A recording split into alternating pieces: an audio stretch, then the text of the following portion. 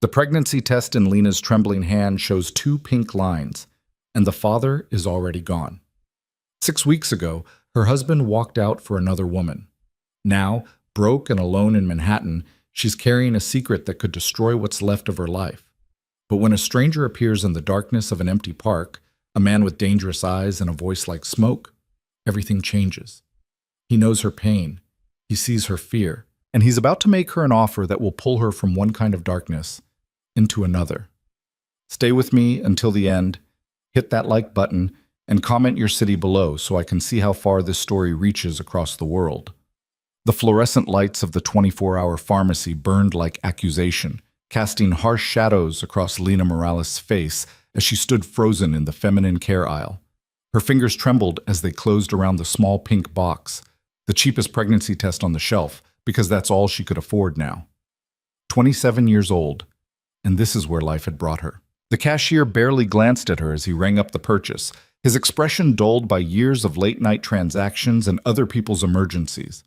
Lena handed over the crumpled bills, money she'd scraped together from tips, the last of her dwindling savings, and shoved the box deep into her purse like contraband. Outside, Manhattan's November wind cut through her thin jacket with vindictive precision. She pulled the fabric tighter around her body, though she knew it wouldn't help. Nothing helped anymore. Not since Adrian left. 6 weeks, she thought, her breath forming ghost-white clouds in the freezing air. 6 weeks since he walked out, and my period is 3 weeks late. The subway ride back to her studio apartment in Washington Heights felt like descending into hell, each station bringing her closer to the moment of truth she'd been avoiding for days. The train car rattled and swayed, and Lena gripped the pole with white knuckles, fighting the nausea that had become her constant companion. A pregnant woman, maybe 7 or 8 months along, sat across from her, one hand resting protectively on her swollen belly. Lena looked away quickly, her throat tightening. No, please, no. But she already knew, deep down, in that place where women's intuition lives and breathes, she already knew. Her apartment was exactly as she'd left it that morning, small, cold, and achingly empty. The heating had been cutting in and out for weeks, and her landlord, Mr. Castellano, had made it crystal clear that repairs weren't his priority, not when she was already 2 weeks late on rent. The eviction notice was still taped to her door, stark white against the chipped paint. Final warning: vacate by November 30th. That gave her 8 days. Lena locked the door behind her and leaned against it, closing her eyes against the tears that threatened to spill. She wouldn't cry. Not yet. She'd done enough crying over the past 6 weeks to last a lifetime.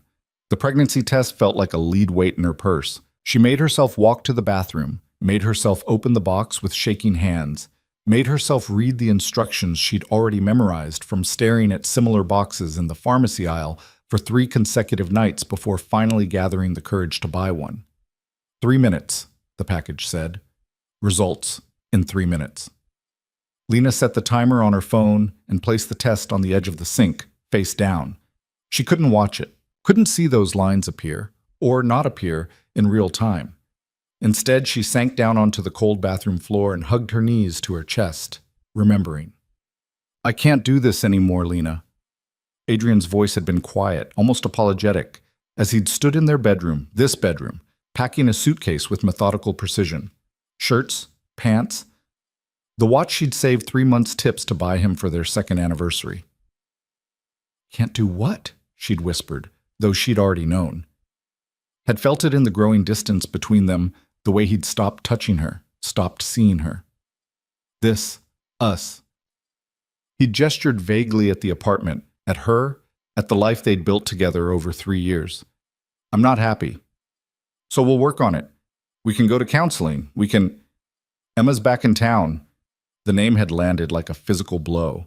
Emma Hartley, his high school sweetheart, the one who got away. She reached out to me a few months ago, Adrian had continued, still not meeting her eyes. We've been talking, and I realize now I never stopped loving her. A few months? Lena's voice had cracked. You've been talking to her for months? I'm sorry. But he hadn't sounded sorry. He'd sounded relieved. Free. I'm moving to Boston. She has a place there, and... Boston? Adrian, we're married. We made vows. Finally, he'd looked at her, really looked at her, and the emptiness in his eyes had been worse than anger, worse than hatred. I never should have married you, Lena. I see that now. You were safe, comfortable, but you're not her. Boo. He'd left that night, walked out with his suitcase and his car keys, and didn't look back. 2 days later, divorce papers arrived via FedEx, already filled out, just waiting for her signature. The phone timer shrieked, pulling Lena back to the present. 3 minutes. Her hand shook as she reached for the test. For a moment, she considered not looking, just throwing it away, pretending, living in blessed ignorance for a few more hours or days. But she'd never been good at lying to herself. She picked up the test and turned it over. 2 pink lines, clear and unmistakable. Pregnant. The test slipped from her fingers and clattered into the sink. Lena's legs gave out, and she slid down the wall until she was sitting on the bathroom floor again, her whole body numb. Pregnant with Adrian's baby. Adrian, who's in Boston right now, probably in bed with Emma. Adrian, who said marrying me was a mistake. The tears came then, hot and bitter, streaming down her face in rivers she couldn't control. Great, gasping sobs that tore through her chest and left her breathless. She was going to have a baby. Alone. Broke. About to be evicted. What am I going to do? What? Hours later, Lena wasn't sure how many, she finally pulled herself off the bathroom floor. Her eyes were swollen, her throat raw, her head pounding with the kind of headache that comes from crying too hard for too long. She needed air, needed to get out of this apartment that suddenly felt like a tomb. She grabbed her jacket and left, not bothering to lock the door. What did it matter? She had nothing worth stealing. The streets of Washington Heights were quieter now, the dinner rush over, families settled in for the night. Lena walked without direction, her feet carrying her south, away from her neighborhood, away from everything familiar. She ended up in a small park near Columbia University, a patch of brown grass and bare trees, mostly deserted except for a few students hurrying between buildings. There was a bench near a broken fountain, and Lena sank onto it, pulling her jacket tighter against the cold. The wind picked up, sending dead leaves skittering across the concrete. Somewhere in the distance, a siren wailed. Long night? The voice came from behind her, smooth and dark like aged whiskey.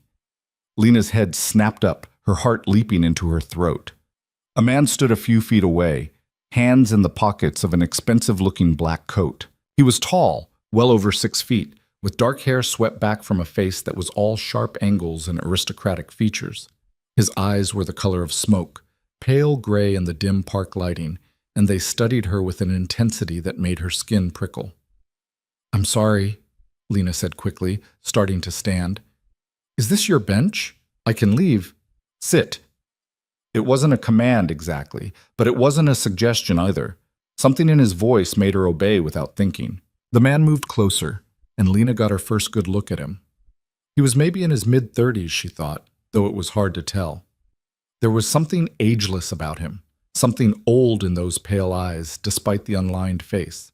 He wore his expensive coat like armor, and everything about him, from his perfectly tailored suit to the way he carried himself, screamed power and danger. "I'm Lucien," he said, settling onto the bench beside her. Not close enough to crowd her, but near enough that she could smell his cologne, something dark and woodsy that probably cost more than her monthly rent. "Lena," she heard herself say, though every instinct was screaming at her to run. "Lena." He repeated her name slowly, tasting it. "You've been crying." It wasn't a question, and she didn't bother denying it. "Bad day." "Bad day," he echoed, and something like amusement flickered across his face. "Is that what we're calling it?" She turned to look at him fully then, defensive. "Do I know you?" "No." He met her gaze without flinching. "But I know you." The word should have terrified her, should have sent her running. Instead, Lena found herself frozen, caught in the gravity of those strange gray eyes. "That's impossible," she whispered. "Is it?"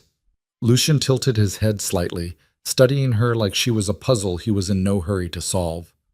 "You're Lena Morales, 27. Waitress at Marco's on 42nd Street. Your husband left you 6 weeks ago for a woman named Emma Hartley. You're 3 weeks late on rent, facing eviction, and..." His eyes dropped briefly to her still flat stomach. "You just found out you're pregnant." The blood drained from Lena's face. Who are you? I told you, I'm Lucien. He leaned back against the bench, perfectly relaxed, as if they were discussing the weather. And I've been watching you, Lena, for quite some time. She should run. She should scream. She should do anything except sit here on this cold bench with a stranger who somehow knew everything about her life. But she didn't move. Why?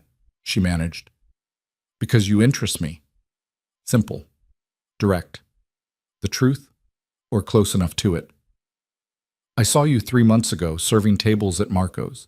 You smiled at everyone, made everyone feel special, even though I could see how tired you were, how alone. That's your job as a waitress, Lena said weakly. No. Lucien's voice was soft but absolute. That's who you are. You give, even when you have nothing left to give. You smile, even when you're breaking inside. You survive. Tears pricked at her eyes again. I don't feel like I'm surviving. I know. He was quiet for a moment, and when he spoke again, his voice held something that might have been sympathy, might have been something else entirely.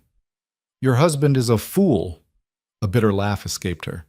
He's in love with someone else. That doesn't make him a fool. He walked away from something real for something easy. That makes him the worst kind of fool. Lucien's eyes hardened.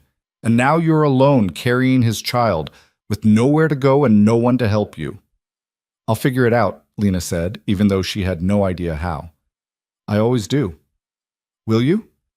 He didn't sound convinced. Where will you go when Castellano evicts you in 8 days? Back to your family in Arizona? The family you haven't spoken to in 3 years because they told you not to marry Adrian? Her breath caught. How does he know that? Or maybe you'll try to find another apartment, Lucien continued relentlessly. Good luck with that, by the way. Even the worst studios in Washington Heights require first month, last month, and security deposit. That's what, $4,000 minimum? How much do you have in your bank account right now, Lena? 300? 400? Stop. Her voice broke. He did, immediately. The silence stretched between them, thick with unspoken things. Why are you doing this? Lena whispered finally. Why tell me all the ways I'm screwed?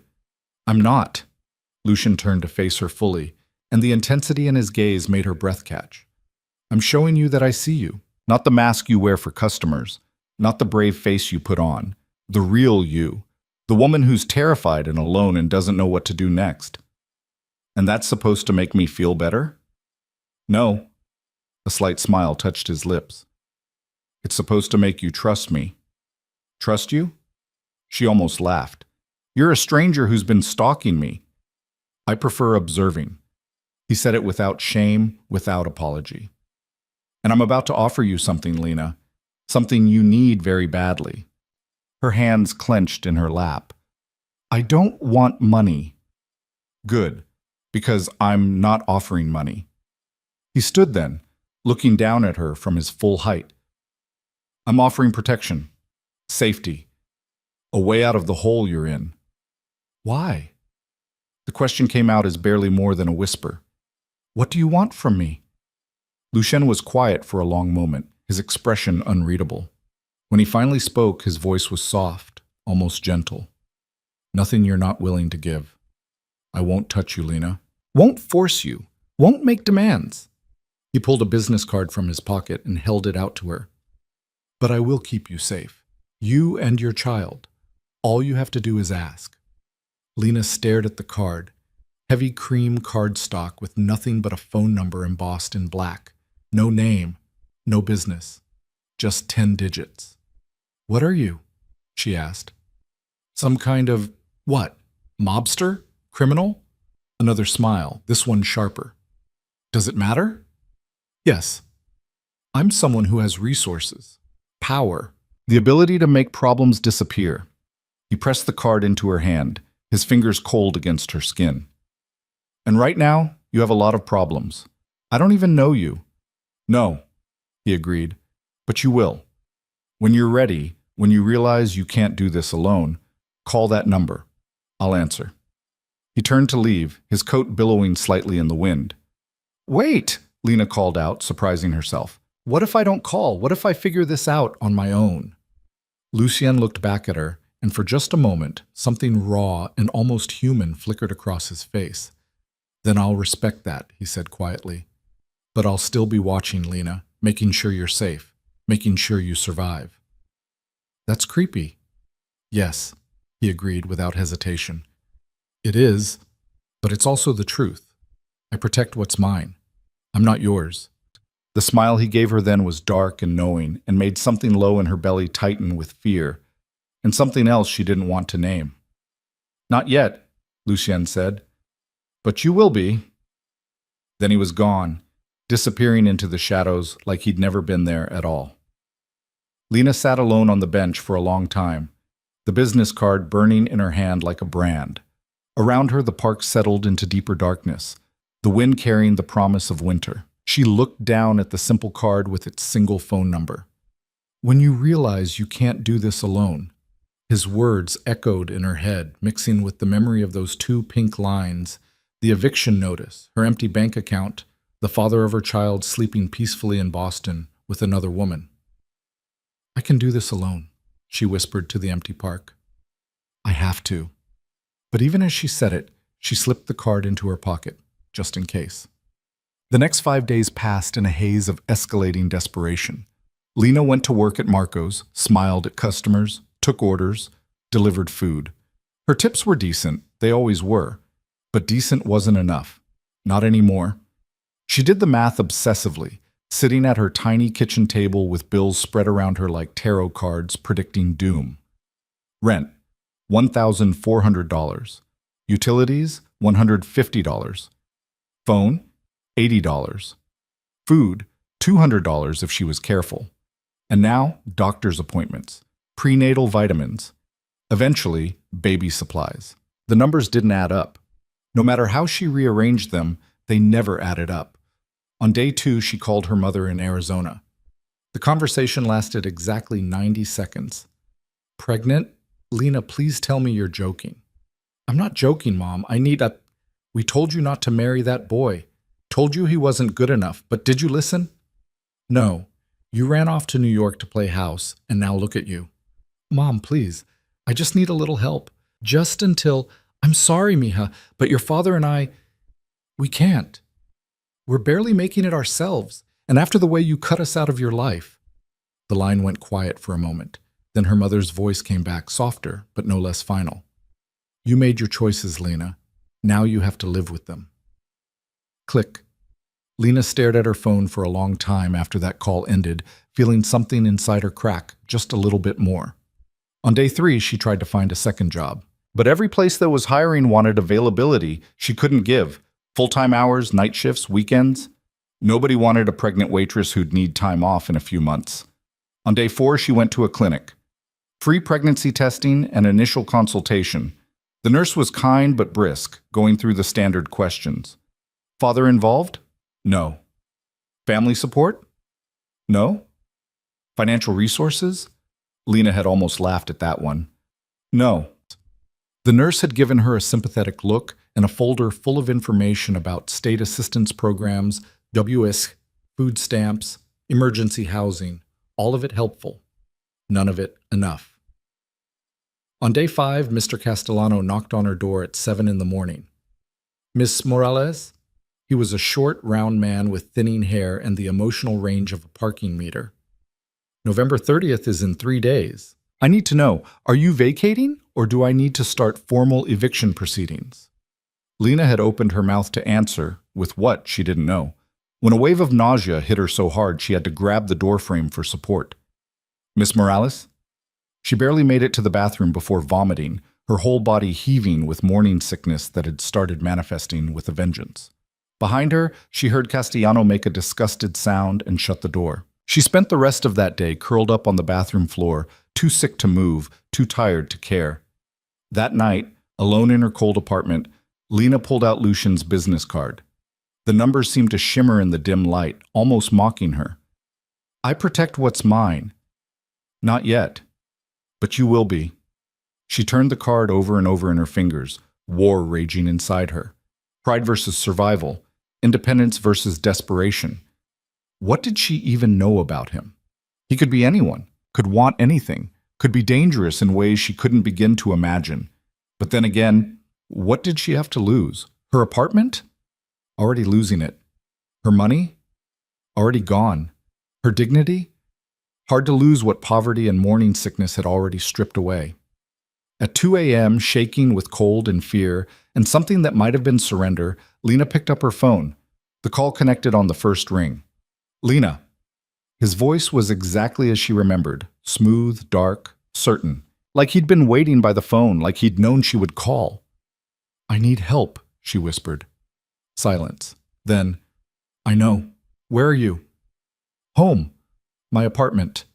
Stay there. I'm sending someone. Don't be afraid. Lucien. But he'd already hung up.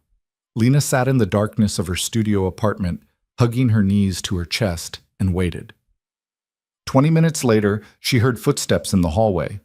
A soft knock. She opened the door to find a woman standing there. Mid-40s, professional-looking, with kind eyes and a medical bag. Miss Morales? I'm Dr. Sarah Chen. Mr. Moretti sent me. Mr. Moretti? Lucien, the doctor clarified with a small smile. May I come in? Lena stepped aside, too stunned to do anything else. Dr. Chen moved through the apartment with efficient calm, setting up a small examination area on the couch. I understand you're approximately 8 weeks pregnant. Have you had any prenatal care yet? I went to a clinic yesterday. They confirmed it. Good. Let's take a look, shall we? The examination was thorough but gentle. Dr. Chen checked her blood pressure, drew blood, did an ultrasound with a portable machine she'd brought with her. Through it all, she maintained a running commentary, explaining everything, making Lena feel like a person instead of a problem. Baby looks healthy, she said finally, showing Lena the grainy image on the ultrasound screen. Strong heartbeat, measuring right on track for 8 weeks. Lena stared at the tiny flicker on the screen, her baby's heartbeat, and felt tears slide down her face. It's real, she whispered. Very real. Dr. Chen squeezed her hand. And you're going to be okay, Lena. Mr. Moretti is going to make sure of it. After the doctor left, leaving behind prenatal vitamins, anti-nausea medication, and a folder full of information, Lena sat alone in the silence. 10 minutes later, another knock. This time it was a man in an expensive suit carrying several bags. Delivery for Miss Morales, he said, handing them over without waiting for a signature. Food, fresh fruit, vegetables, proteins, whole grain bread. Real food, not the ramen and canned soup she'd been surviving on. Another bag held a space heater, another thick blankets. The last one contained a simple envelope. Inside, $5,000 in cash and a note in elegant handwriting. For rent and expenses, no strings, no expectations, just safety. Elena sank down onto her couch, surrounded by groceries and cash and evidence of care from a man she didn't know, didn't understand, and absolutely shouldn't trust. But he'd sent a doctor, had made sure her baby was okay, had given her food and warmth and money. No strings, he'd said. I protect what's mine. She wasn't his. She'd made that clear in the park. But maybe, just maybe, she wanted to be. Morning came too soon, pale November sunlight filtering through her window. Lena woke to the smell of real food for the first time in weeks. She made herself eggs and toast with the groceries Lucien had sent, her appetite slowly returning now that the anti-nausea medication was working. The cash sat on her counter, crisp and neat. $5,000. More money than she'd ever had at one time in her life. She could pay Castellano, could buy herself time, could breathe. But first, she needed answers. She picked up her phone and dialed the number on the business card. Good morning, Lucien answered. No surprise in his voice. He'd been expecting this call too. Thank you, Lena said simply. For the doctor, the food, the money. You're welcome. But I need to understand something. Why are you doing this? What do you want? A pause. Then, would you have dinner with me tonight? I'll answer all your questions, but I'd rather do it in person. Every warning bell in her head went off. Dinner with a stranger, a powerful stranger who knew too much and gave too freely. Where? She heard herself ask. I'll send a car at 7. Wear whatever makes you comfortable. This isn't a seduction, Lena. It's a conversation. And if I say no, then I respect that. But you'll still have the money, still have my protection. Whether you have dinner with me or not doesn't change what I'm offering. That, more than anything, made her decision. 7 o'clock, Lena said. Okay. I'll see you tonight. The line went dead and Lena sat staring at her phone, wondering what she'd just agreed to, and why, despite everything, she was looking forward to it. The black car arrived at exactly 7 o'clock, sleek and expensive, idling at the curb like a patient predator. Lena watched it from her window, her heart hammering against her ribs as a driver in a dark suit stepped out and opened the rear door. She'd changed clothes 3 times, finally settling on the only dress she owned that still fit properly, a simple navy blue sheath that she usually wore to job interviews. Her makeup was minimal, her dark hair pulled back in a neat bun. Professional, controlled, like she had any control over what was happening to her life. The driver nodded politely as she approached. Miss Morales, I'm Thomas. Mr. Moretti is waiting. Lena slid into the back seat, the leather cool against her legs. The interior smelled like expensive cologne and possibility. Thomas closed the door with a quiet click and returned to the driver's seat. Where are we going? She asked as the car pulled smoothly into traffic. Maria, Thomas said. Central Park South. Lena's stomach dropped. Maria. She'd walked past it 100 times, one of those restaurants where entrees started at $60 and the wait list was months long. The kind of place where Adrian had promised to take her for their anniversary, but never did because it was too expensive. The kind of place where a man like Lucien probably ate every night. The drive took 20 minutes, Manhattan sliding past in a blur of lights and movement. Lena watched the city transform as they headed south. Her neighborhood's scrappy resilience giving way to Midtown's polished grandeur. By the time they pulled up to the restaurant, her hands were shaking. Thomas opened her door, offering his hand to help her out. Mr. Moretti is inside, table by the window. The restaurant's interior was everything she'd imagined. Intimate lighting, cream-colored walls, tables dressed in pristine white linens. A hostess in elegant black greeted her immediately. Miss Morales? Right this way? Lucien sat at a corner table overlooking Central Park, backlit by the city lights that turned the darkness into something almost magical. He stood as she approached, and Lena was struck again by how he commanded space, tall, perfectly tailored, radiating the kind of power that made people step aside without thinking. Lena. He pulled out her chair himself, a gesture so old-fashioned it should have felt awkward. Instead, it felt strangely natural. You look beautiful. You look dangerous, she said before she could stop herself. His laugh was low and genuine. Fair enough.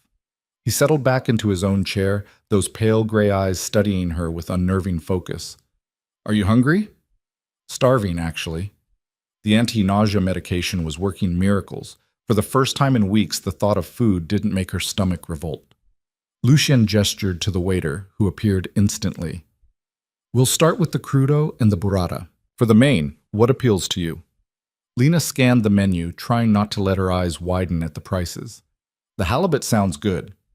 2 halibuts then, and water for the lady. Sparkling or still? Still, please. And a Barolo for me.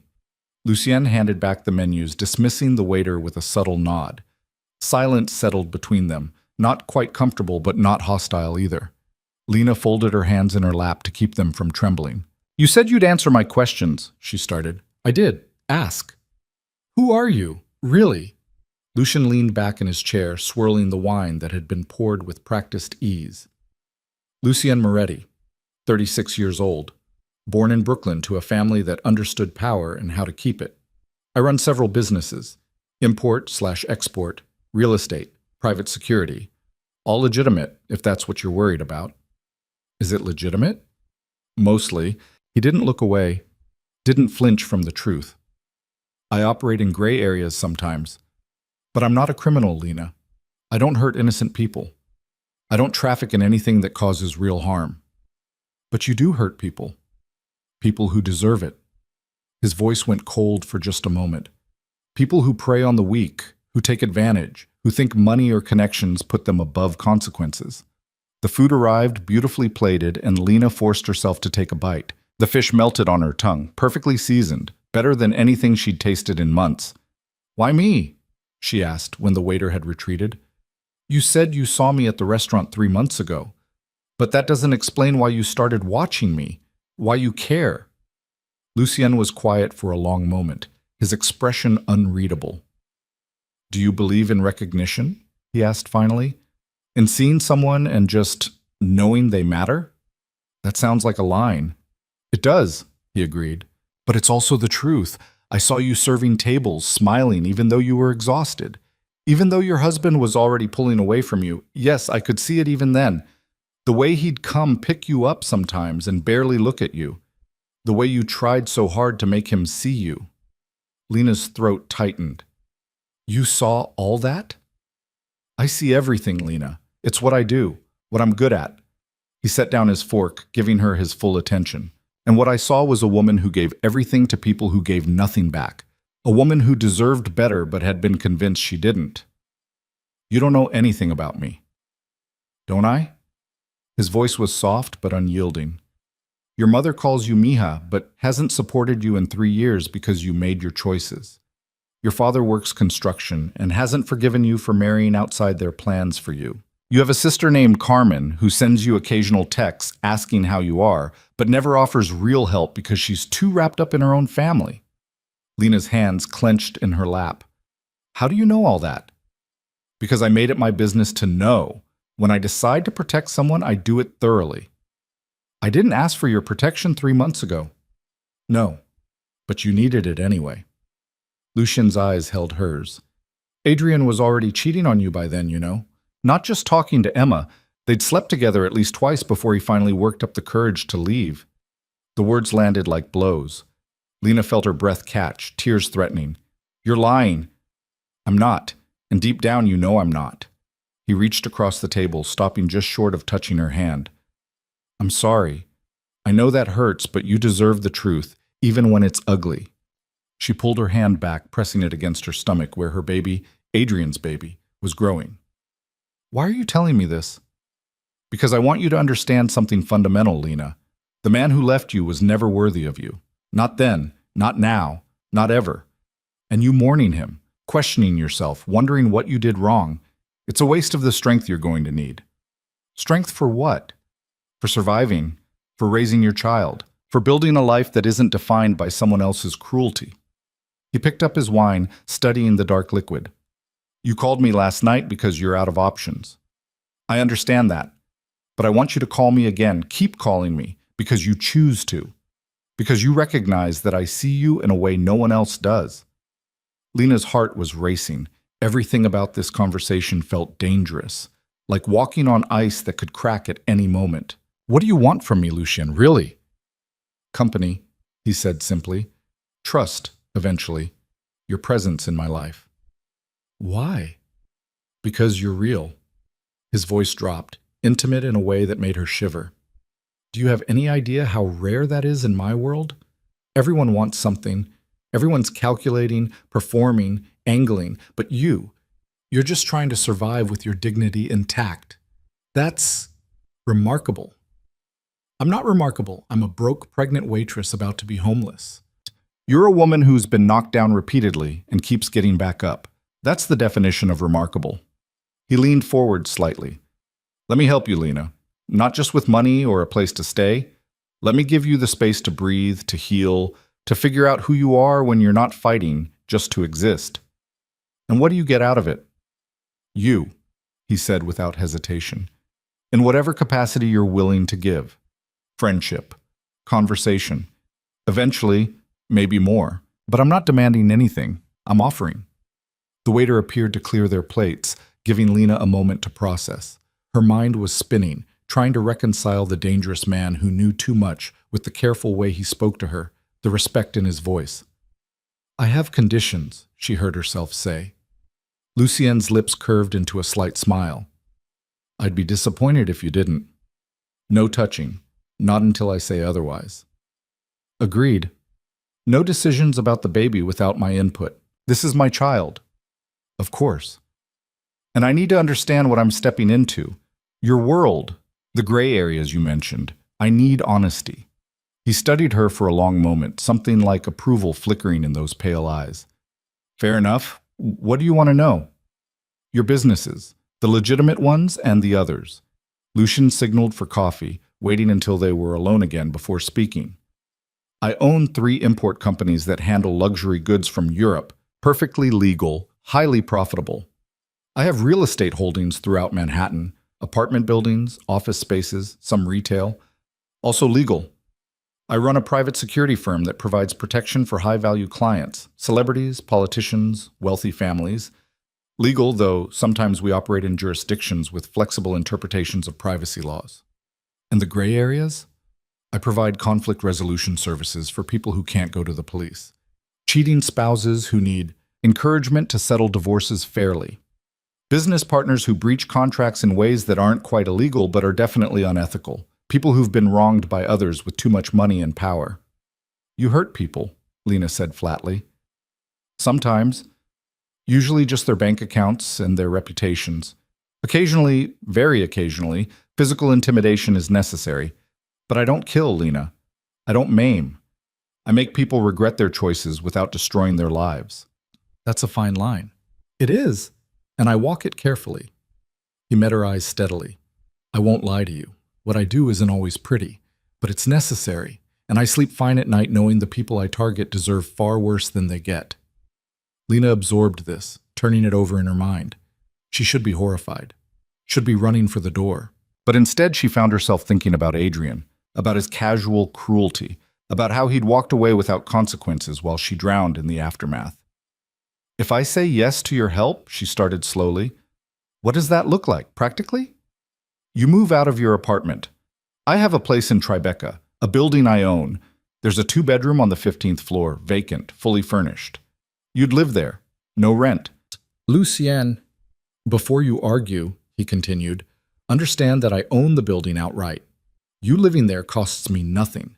And you having a safe, warm place to raise your child benefits both of us. How does it benefit you? Because you'll be close. Safe. Accessible when you need help, or just want company, he paused. And because knowing you're taken care of lets me focus on other things without constantly worrying about you being evicted or going hungry. You barely know me. I know enough, and I want to know more. He leaned back, giving her space. The apartment is yours regardless. Even if you decide you don't want anything else to do with me, you can live there. I'll put it in writing if you want. Lena's head was spinning. What about work? I can't just quit Marco's. Why not? Because I need income. I need to support myself. The apartment is rent-free. I'll provide a monthly allowance for expenses, food, medical care, whatever you need. You can quit Marco's, focus on your health and your pregnancy. Maybe take some classes online, figure out what you actually want to do instead of just surviving. It sounded like a fairy tale. Too good to be true. There had to be a catch. And when the baby comes? She asked. What then? Lucien's expression softened in a way she hadn't seen before. Then you have a child to raise and I help however you'll let me. Nanny, if you want to work, daycare, whatever you need. You're talking about supporting me for years. Why would you do that? Because I can. Simple, honest, terrifying in its certainty. Because you need it. And because I want you in my life, Lena. This is how I make that possible. She should say no. Every rational part of her brain was screaming to say no. This was too much, too fast, too strange. But then she thought about her cold apartment, the eviction notice, the dwindling cash in her wallet, thought about working on her feet for hours while pregnant, barely making enough to survive, thought about having this baby alone, scared, with no safety net. I need time, she said finally, to think about this. Of course. Lucian didn't look disappointed. If anything, he seemed pleased that she wasn't just agreeing blindly. Take all the time you need. The offer stands. Can I see the apartment before I decide? Tomorrow, if you want. I'll send a car at noon. They finished their coffee in relative silence, the conversation shifting to safer topics, books they'd read, places they'd traveled, mundane things that felt surreal given everything else they'd discussed. When Thomas pulled up outside her building later that night, Lucien walked her to the door himself. Thank you for dinner, Lena said, meaning it. And for being honest, I think. Always, he promised, even when the truth is uncomfortable. He didn't try to kiss her, didn't even touch her beyond a brief hand on her elbow to steady her on the stairs. But the way he looked at her, like she was something precious and worth protecting, made her feel seen in a way she hadn't in years. Good night, Lena. Good night, Lucien. She watched him return to the car, watched it pull away into the night, and wondered what she was getting herself into. The apartment was everything he'd promised, and more. Lena stood in the middle of the spacious living room the next day, turning in slow circles as November sunlight streamed through floor-to-ceiling windows overlooking the city. 2 bedrooms, 2 bathrooms, a kitchen with marble countertops and appliances that looked like they'd never been used, hardwood floors, crown molding, the kind of place she'd only ever seen in magazines. The master bedroom has an ensuite, Lucien was saying, leading her down the hall, and the second bedroom would work perfectly as a nursery. The nursery was painted a soft cream, empty but full of potential. Lena imagined a crib in the corner, a changing table against the wall, shelves full of books and toys. Her baby's room. There's building security 24/7, Lucien continued. Doorman, cameras, the works. You'd be safe here, Lena. She turned to face him, the strange man who was offering her everything. Why does it feel like I'm selling my soul? Because you've been taught that accepting help means losing yourself. His voice was gentle but firm. But it doesn't. Not if the help comes without conditions. There are always conditions. Not with me. Not about this. He pulled an envelope from his jacket pocket. I had my lawyer draw this up last night. Lease agreement putting this apartment in your name for 5 years rent-free. No clauses about our relationship status. No strings. You could tell me to get lost tomorrow, and you'd still have this place. Lena took the envelope with shaking hands, scanning the legal document inside. It was exactly as he'd described, straightforward, protective of her rights, no hidden clauses. I don't understand you, she whispered. I know, but you will. He moved toward the door, giving her space. Take your time. Walk through the apartment. Imagine living here. When you're ready, Thomas is downstairs to take you wherever you want to go. Lucien, she called as he reached the door. What if I say yes? What happens then? He turned back, and the smile he gave her was warm and just a little bit dangerous. Then we figure out what comes next. Together. After he left, Lena spent an hour exploring every corner of the apartment. She ran her hands along the granite countertops, tested the water pressure in the showers, stood at the windows watching the city pulse with life below. She imagined waking up here every morning, imagined her baby taking first steps across these floors, imagined safety, stability, a future that didn't involve constantly scrambling just to survive. And she imagined Lucien, his steady presence, his careful protection, the way he looked at her like she mattered. It terrified her. But it also felt like the first real breath she'd taken in months. Her phone rang. Unknown number. Hello? Lena, it's Adrian. The world tilted sideways. She gripped the kitchen counter for support, her heart suddenly racing. How did you get this number?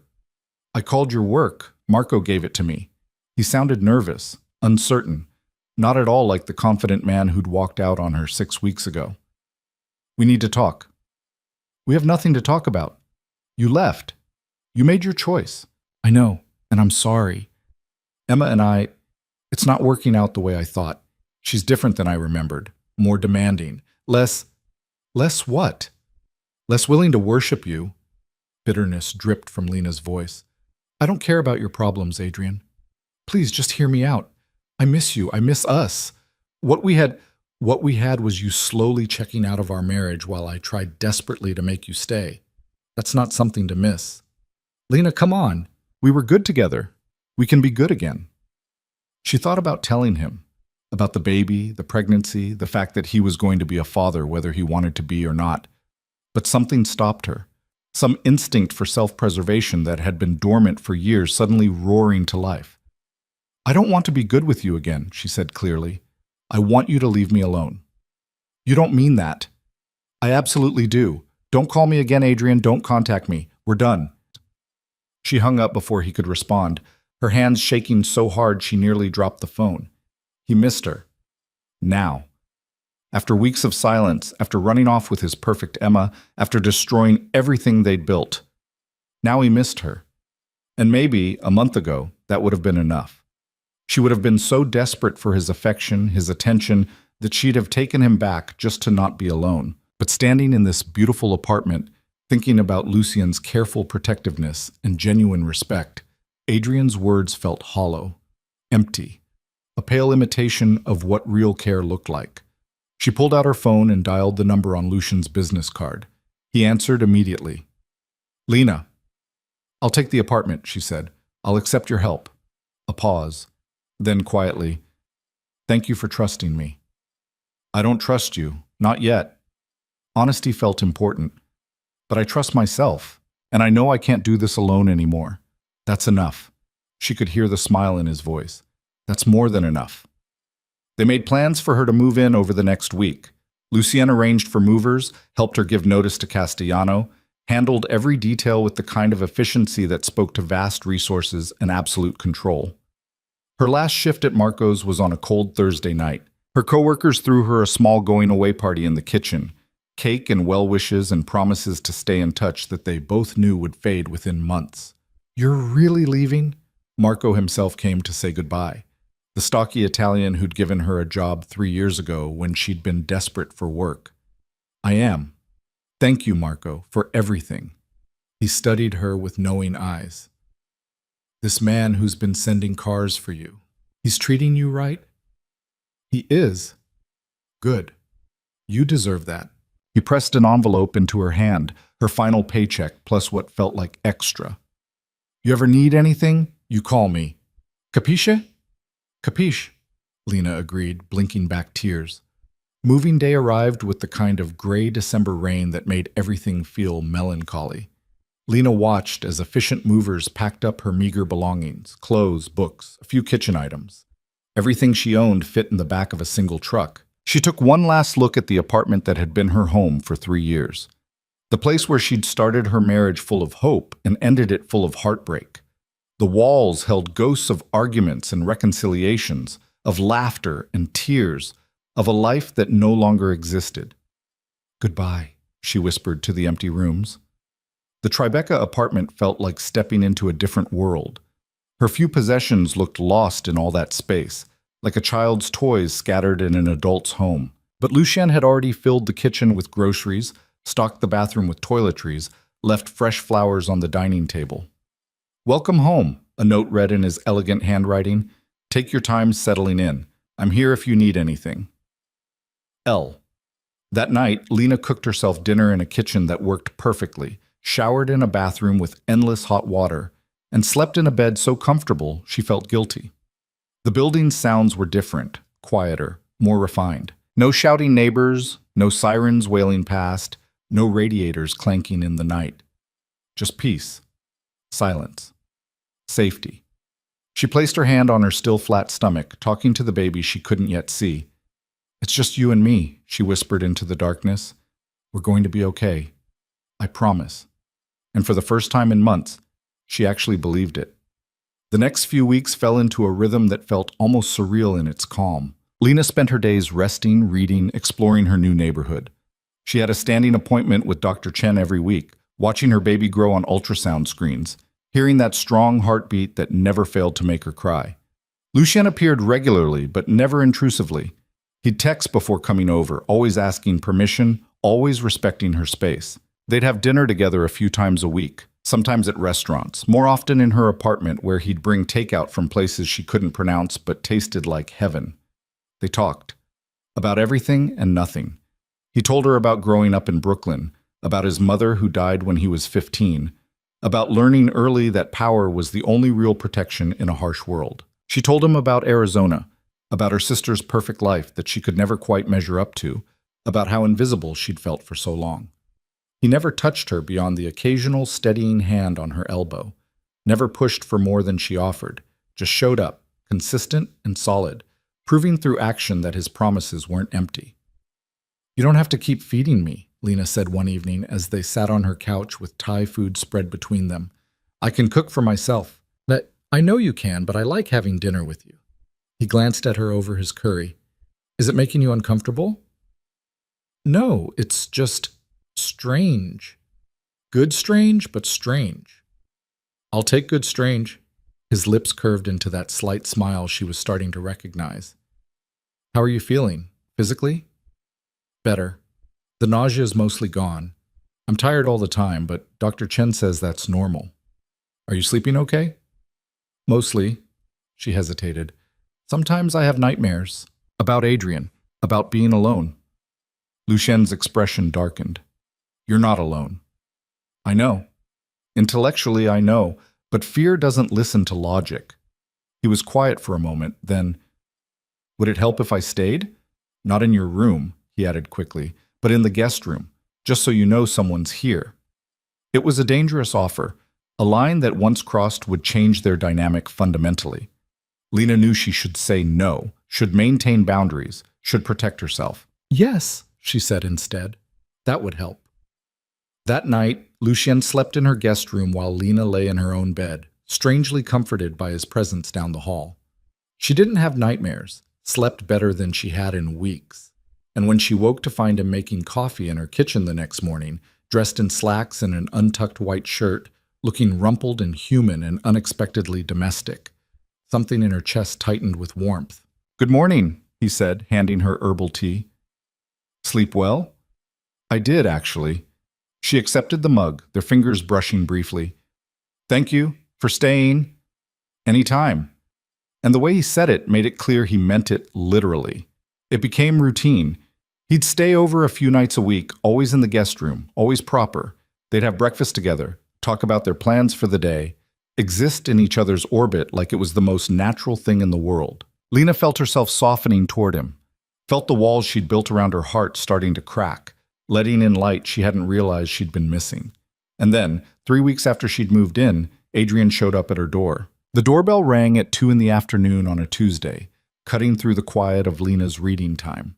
She set down her book, a thriller she'd been enjoying from the building's small library, and padded to the door in bare feet, expecting a package delivery. The security camera screen showed Adrian standing in the hallway, looking nervous and determined in equal measure. Lena's heart stopped, then started again racing. Her hand froze on the doorknob as 1,000 thoughts crashed through her mind at once. How did he find her? How did he get past building security? What did he want? She almost didn't answer, almost called Lucien instead, let him handle this. But something stubborn and angry rose up inside her, the part that had been growing stronger these past few weeks. Adrian had taken enough from her. He didn't get to take her voice too. She opened the door but didn't invite him in, keeping the chain lock engaged. What are you doing here? Adrian looked worse than she remembered. His hair was disheveled, his eyes red-rimmed like he hadn't slept in days. The confident man who'd walked out on her had been replaced by someone desperate and diminished. Lena, thank goodness. I've been trying to reach you for weeks. I changed my number, on purpose. I know. Marco wouldn't give me your new one, so I called your mother. You called my mother? Fury spiked through her. You had no right. She gave me this address, said you'd moved, that you were living in some fancy place in Tribeca now. His eyes swept past her to the apartment beyond, and something ugly twisted across his face. How can you afford this, Lena? What did you do? The accusation in his voice made her want to slam the door in his face. That's none of your business. You need to leave. Just give me 5 minutes, please. I came all the way from Boston. I didn't ask you to. Emma and I are done. Completely done. It was a mistake, all of it. I see that now. He pressed closer to the door, his voice dropping into that pleading tone she used to find endearing. Now it just sounded pathetic. I want to come home, Lena. I want us to work this out. There is no us to work out. You left. You chose her. End of story. But I was wrong. I'm admitting that. Doesn't that count for something? Lena stared at him, this man she'd loved for 3 years, and felt nothing but a cold, clear certainty. No, it doesn't count for anything. You don't get to throw away our marriage and then waltz back in when your plan doesn't work out. I made a mistake. You made a choice. And now I'm making mine. Leave, Adrian. Don't come back. She started to close the door, but he shoved his hand against it, stopping her. Wait, just wait. At least tell me how you're doing. You look different, healthier. There was something in his eyes, calculation mixed with the desperation that made her skin crawl.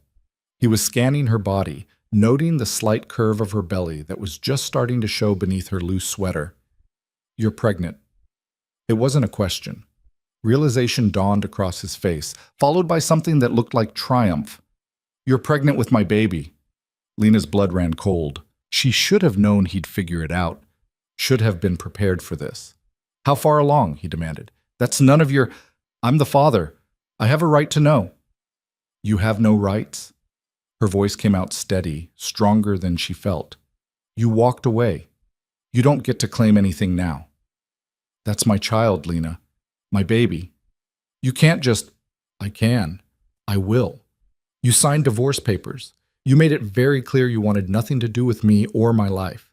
That extends to this baby." Adrian's face flushed red. "You can't keep my kid from me. I'll get a lawyer. I'll fight for custody. With what?" She laughed, sharp and bitter.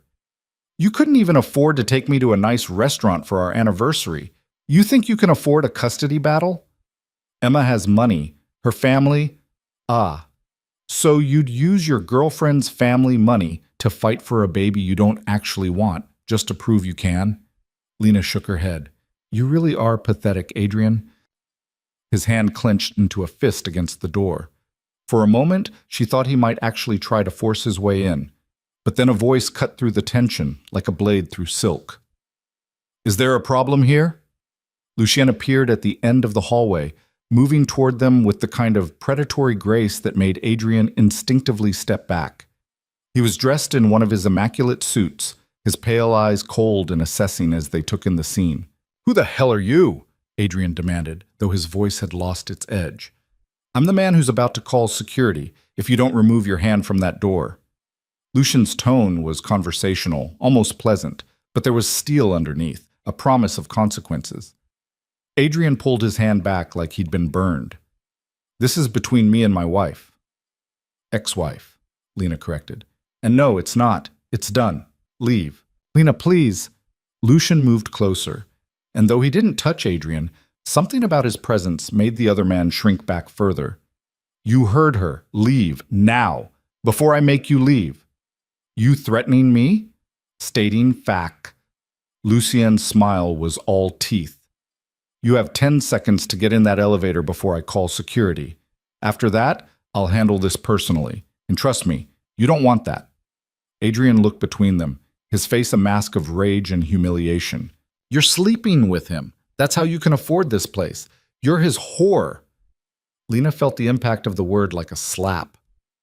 But before she could respond, Lucien moved, not violently, but with absolute authority. He stepped between Lena and Adrian, his body a wall of protection. "Apologize." His voice was quiet, deadly. "Screw you, I'm not—" Lucien's hand shot out, gripping Adrian's collar and pulling him close. "You will apologize to her, right now, or I promise you the next words out of your mouth will be your last coherent ones for a while." Adrian's eyes went wide with fear. Up close, he could probably see what Lena had sensed from the beginning. Lucien was dangerous in ways Adrian couldn't begin to comprehend. This wasn't a man who made idle threats. "I'm sorry," Adrian gasped out. "I'm sorry, Lena. I didn't mean—" "Yes, you did." Lucien released him with a slight shove that sent Adrian stumbling backward. "But you're going to leave now anyway. You're going to go back to Boston, back to your girlfriend and her family money, and you're going to stay away from Lena. Forever." "That's my baby." "No." Lucien's voice cut through the protest like ice. "That baby has nothing to do with you. You made that choice when you walked away, when you cheated, when you abandoned your wife while she was struggling. You don't get to come back now because it's convenient." You can't stop me from seeing my own kid." "Actually, I can. And I will." Lucien pulled his phone from his pocket, pulling up something on the screen and turning it toward Adrian. "Would you like to see the evidence I have of your affair with Emma Hartley? Started 4 months before you left Lena, not 6 weeks after like you claimed. Hotel receipts, restaurant charges, text messages that are, let's say, explicit." Adrian's face went white. "How did you—" I make it my business to know things, especially when it concerns people I care about. Lucian pocketed the phone. Now, you have two choices. Walk away clean, sign away any parental rights when the paperwork arrives, and go live your life. Or fight this and have every dirty detail of your affair dragged through court. Your choice, but choose quickly. Lena watched Adrian's face cycle through emotions: rage, fear, calculation, defeat. She'd never seen him like this, diminished and desperate. Part of her felt satisfaction. Most of her just felt tired. I knew, she said quietly. Both men turned to look at her. When you came to get your stuff, you said you'd been talking to Emma for a few months. But I knew it was more. I could feel it. The way you'd hide your phone, come home late, smell different. Lena, I knew.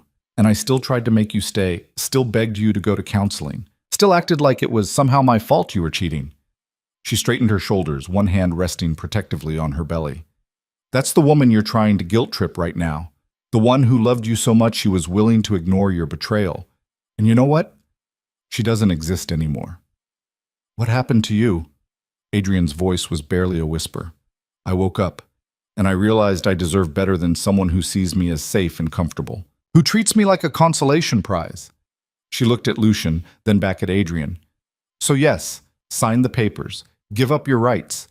Because this baby deserves better too. Deserves someone who actually wants them, who'll show up and be present. And that's not you. Adrian stood there for a long moment, broken and defeated. Then he turned and walked toward the elevator without another word. Lucien watched until the doors closed behind him, then pulled out his phone and made a call. Marka, Adrian Walker just left the building. Make sure he doesn't come back. Alert all security personnel. He's not welcome on the premises. Ever. A pause. Thank you. He ended the call and turned to Lena, his expression softening. Are you okay? I don't know. She was shaking, she realized, trembling from head to foot with adrenaline and emotion. How did you know to come? Building security called me when someone insisted on coming up without being announced. Said they were your husband. Lucian's jaw tightened. I was 3 blocks away. Got here as fast as I could. You told security to call you? I told them to call me if anyone tried to force their way to you. Yes. He didn't look apologetic. After you mentioned Adrian called you, I knew he might try to find you. I wasn't taking chances. Lena should have felt angry about him monitoring her security. Should have felt controlled, manipulated. Instead, she just felt grateful, safe. Thank you, she whispered. Lucien stepped closer, and for the first time he reached out and touched her, a gentle hand on her shoulder, grounding and warm. You were incredible. The way you stood up to him. I'm proud of you. Something inside her cracked at those words. When was the last time someone had been proud of her? Had seen her strength instead of just her struggle?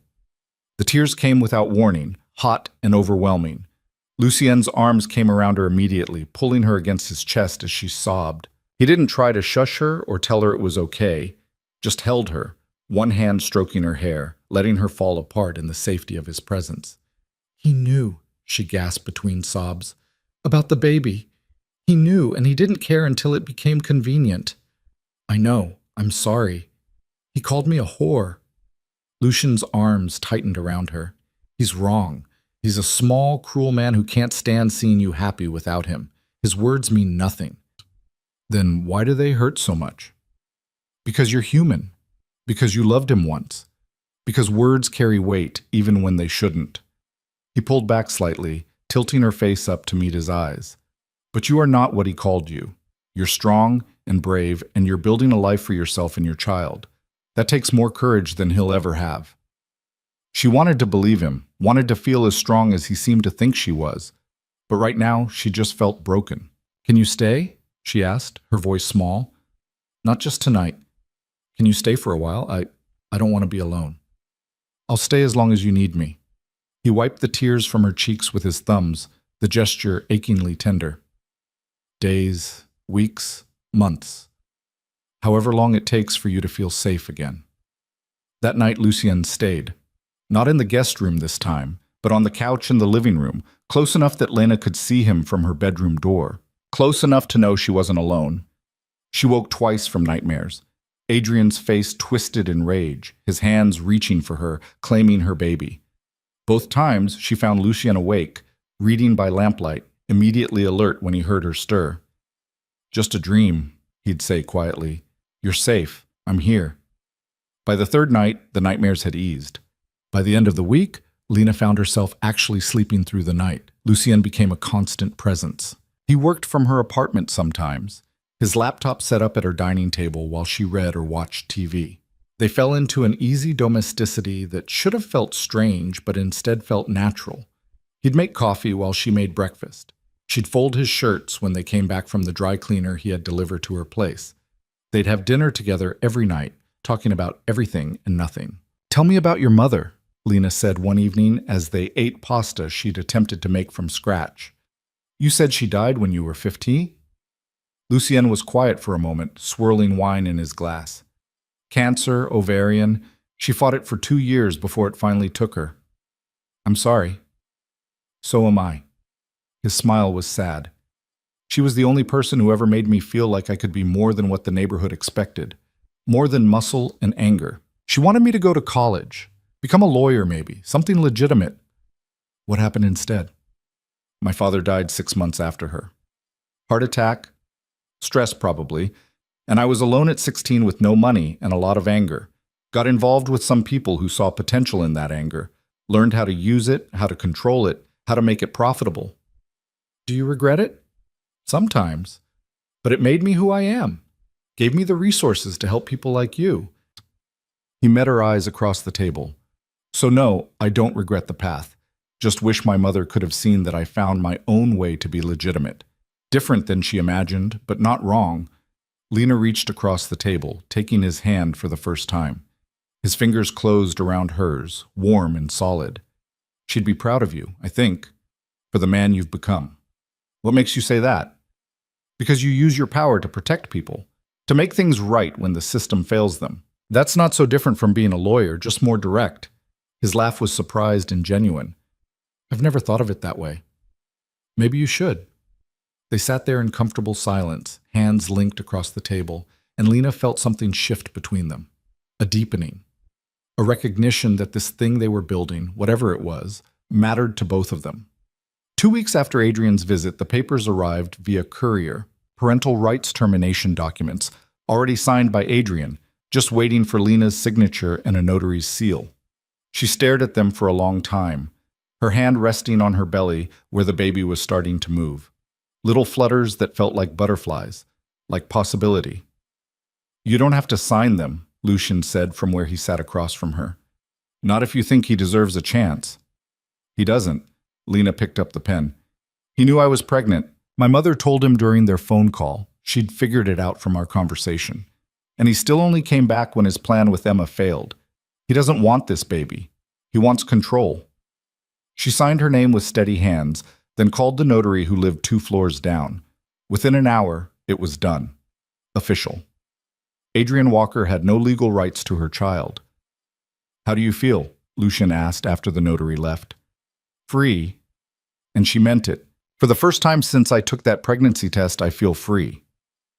That evening, they went for a walk through the neighborhood. December had arrived with surprising gentleness, the air cold but not bitter, the streets decorated with holiday lights that turned everything magical. "Do you have family you see for the holidays?" Lena asked as they walked. "Not really.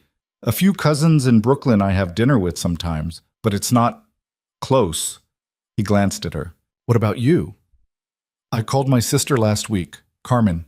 Told her about the baby." "How did she react?" "Surprised. A little judgmental at first. Asked about Adrian, seemed shocked when I said he'd signed away his rights.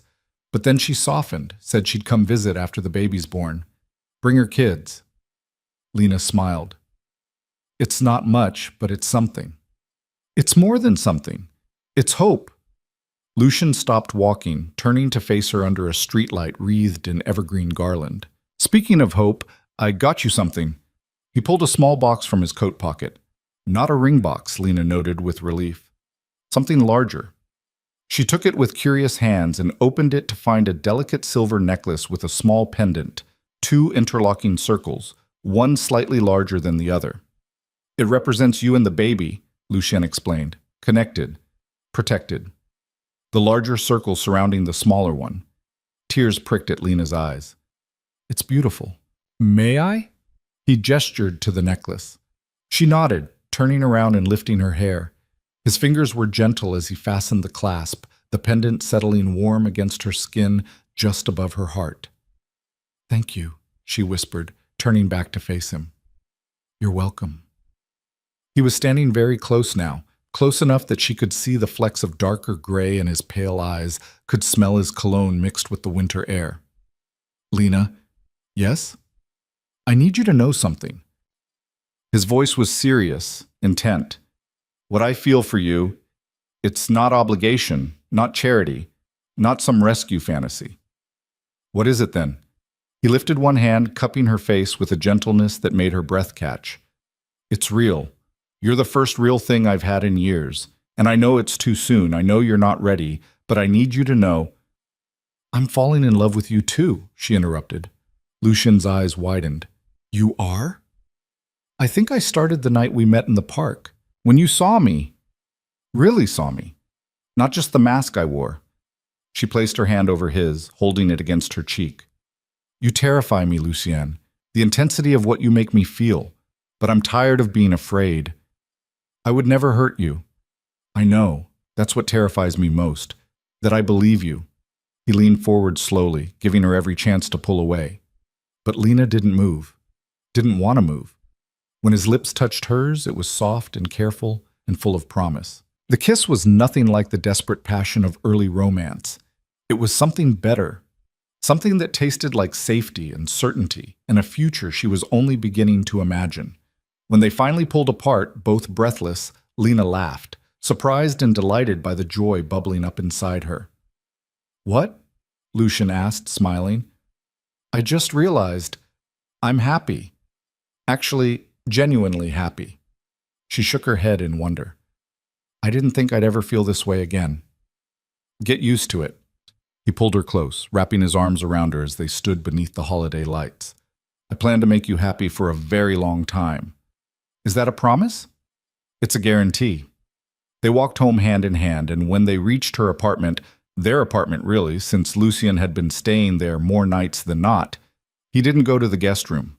Instead, he followed her to her bedroom, and they lay together fully clothed on top of the covers, just holding each other. Tell me about the future, Lena said into the darkness. What do you see? Lucien's hand traced lazy circles on her shoulder. I see you finishing your degree online, maybe becoming a teacher like you always wanted. I see a nursery full of light and laughter. I see Sunday mornings making pancakes while a toddler runs around causing chaos. I see us, together, building something real. That sounds perfect. What do you see? Lena thought for a moment, her hand resting on her belly where their future was growing.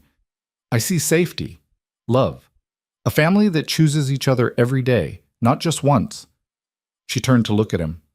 I see you holding our daughter for the first time and knowing she's loved beyond measure. Our daughter? His voice caught slightly. If you want that, if you want to be, I want everything with you, Lucien said fiercely. I want to be there when she's born, want to change diapers at 3 a.m. and teach her to ride a bike and scare away her first boyfriend. I want to give her my name and my protection and all the love I have. She's not biologically yours. Biology doesn't make a father. Choice does. Showing up does. Love does. He pressed his forehead against hers. Let me be her father, Lena. Let me be the one who's there. Yes. The word came out as barely more than a breath. Yes, please. They fell asleep like that, wrapped around each other, two broken people finding wholeness in unexpected places. Outside, the city hummed with life and possibility. Inside, Lena felt peace settle over her like a blanket. The past was finally, truly behind her. And the future, their future, was just beginning. Christmas arrived wrapped in fresh snow and the kind of hope Lena had forgotten existed. She woke on Christmas morning to find Lucien already awake beside her, watching her with those pale gray eyes that had become her favorite thing to see first thing each day. Merry Christmas, he said softly, brushing a strand of hair from her face. Merry Christmas. She stretched, her hand automatically going to her belly, where the baby was more active now, moving and kicking with increasing frequency. At 18 weeks, she was undeniably showing, her body changing in ways that should have terrified her, but instead filled her with wonder. "I have something for you," Lucien said, sitting up and reaching for the nightstand. "We said no gifts." I lied. He handed her a small wrapped box, and Lena's heart skipped. This time it was ring-sized. Her hands trembled as she opened it, revealing not an engagement ring, but something even more meaningful, a key on a simple silver chain. "It's to my place," Lucien explained. "The penthouse on the top floor. I want you to have access to everything I have, Lena. My home, my life, all of it." She turned the key over in her fingers, understanding the symbolism. "You're giving me the ability to walk into your world whenever I want. I'm giving you the choice to be part of it. No pressure. No expectations, just an open door." He took her hand. "But I'm hoping you'll use it. Maybe even consider moving up there with me. More space for the baby, better view, and I'd get to wake up next to you every morning officially instead of just camping out here." Lena laughed through sudden tears. "You're not camping out. You basically live here already." "Exactly. So why not make it official? Move in with me. Let me take care of you both properly." "I have a gift for you too," she said instead of answering, reaching into her own nightstand drawer. "It's not as grand as a penthouse key, but..." She handed him a small photo in a simple frame. The ultrasound from her last appointment, but this one was special. Clear enough to show features, to see the baby's profile, tiny hands, perfect little feet. "That's our daughter," Lena whispered. "Dr. Chen confirmed it last week. I wanted to wait to tell you in person." Lucien stared at the image, his expression transforming into something raw and vulnerable. A girl. A girl. Healthy and strong and growing perfectly. She placed her hand over his. "I've been thinking about names. What do you think of Sophia?" "Sophia," he repeated, testing it. "What does it mean?" "Wisdom. I looked it up. Figured she'll need wisdom growing up with us." Lena smiled. "Sophia Rose. Rose was my grandmother's name, the only family member who ever really understood me." "Sophia Rose Moretti." Lucien said it like a prayer, like a promise. Then his eyes widened. "Wait, Moretti? If you still want that, if you still want to be her father." He set the ultrasound picture down carefully and pulled Lena into his arms, holding her so tight she could feel his heart racing against her chest. "I want that more than anything. I want to give her my name, my protection, everything I have." "Then she's yours." Lena pulled back to look at him. "And so am I. Yes, I'll move in with you. Yes, I'll let you take care of us. Yes to all of it." The kiss he gave her was different from their previous ones, deeper, more certain, full of commitment and future. When they finally pulled apart, both breathless, Lucien rested his forehead against hers. "I love you," he said. "I know it's fast. I know we're doing everything backward. But I love you, Lena. You and Sophia both." "I love you too." And saying it felt like coming home. They spent Christmas Day in the penthouse, and Lena understood immediately why Lucien wanted them there. The space was massive. 3 bedrooms, floor-to-ceiling windows overlooking all of Manhattan, a kitchen that belonged in a magazine, and room upon room that begged to be filled with life and laughter. "The room next to the master would be perfect for Sophia," Lucien said, leading her through the space. "It gets morning sun, and it's close enough that we'd hear her at night." Lena stood in the empty room, imagining it painted soft colors, filled with a crib and changing table and all the things their daughter would need. "It's perfect. And this room," he opened another door, "could be your office for when you start your degree program." She'd mentioned wanting to go back to school exactly once, weeks ago. The fact that he'd remembered, that he'd planned space for it, made her throat tight with emotion. "You think of everything." "I try." He wrapped his arms around her from behind, his hands settling protectively over her belly. "I want you to have everything you've ever dreamed of, Lena. Education, career, family, all of it. I just want us to be happy."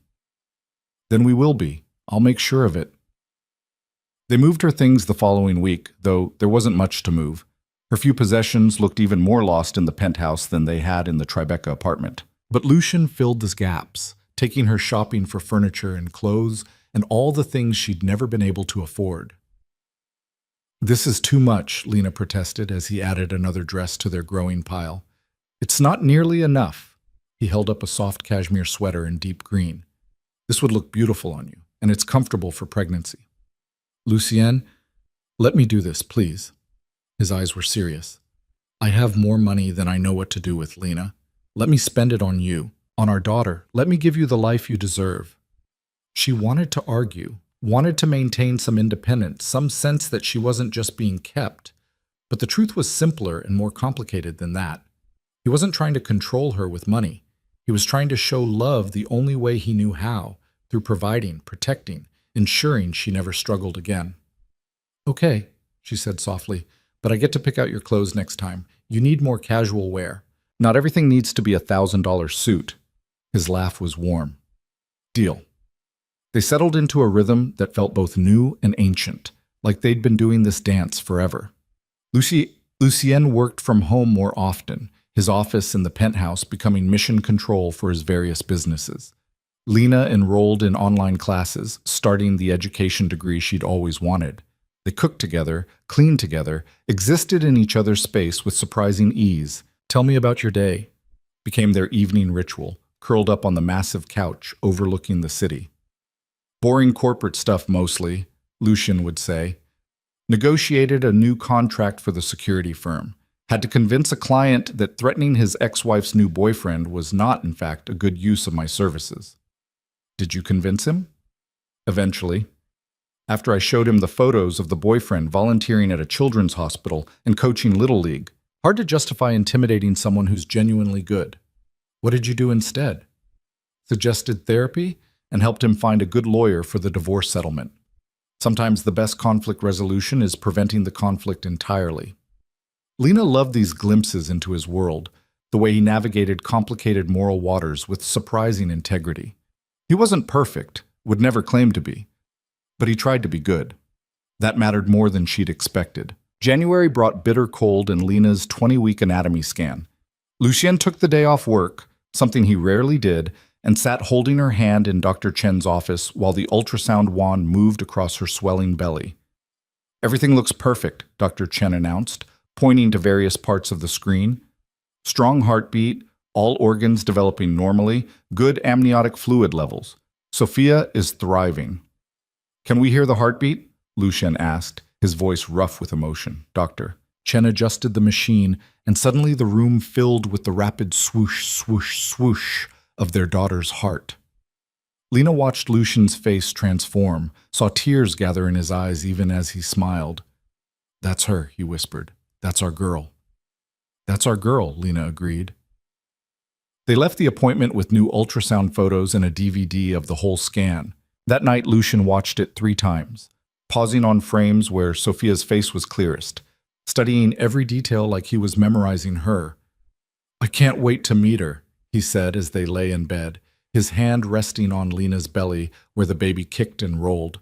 4 more months. Feels like forever.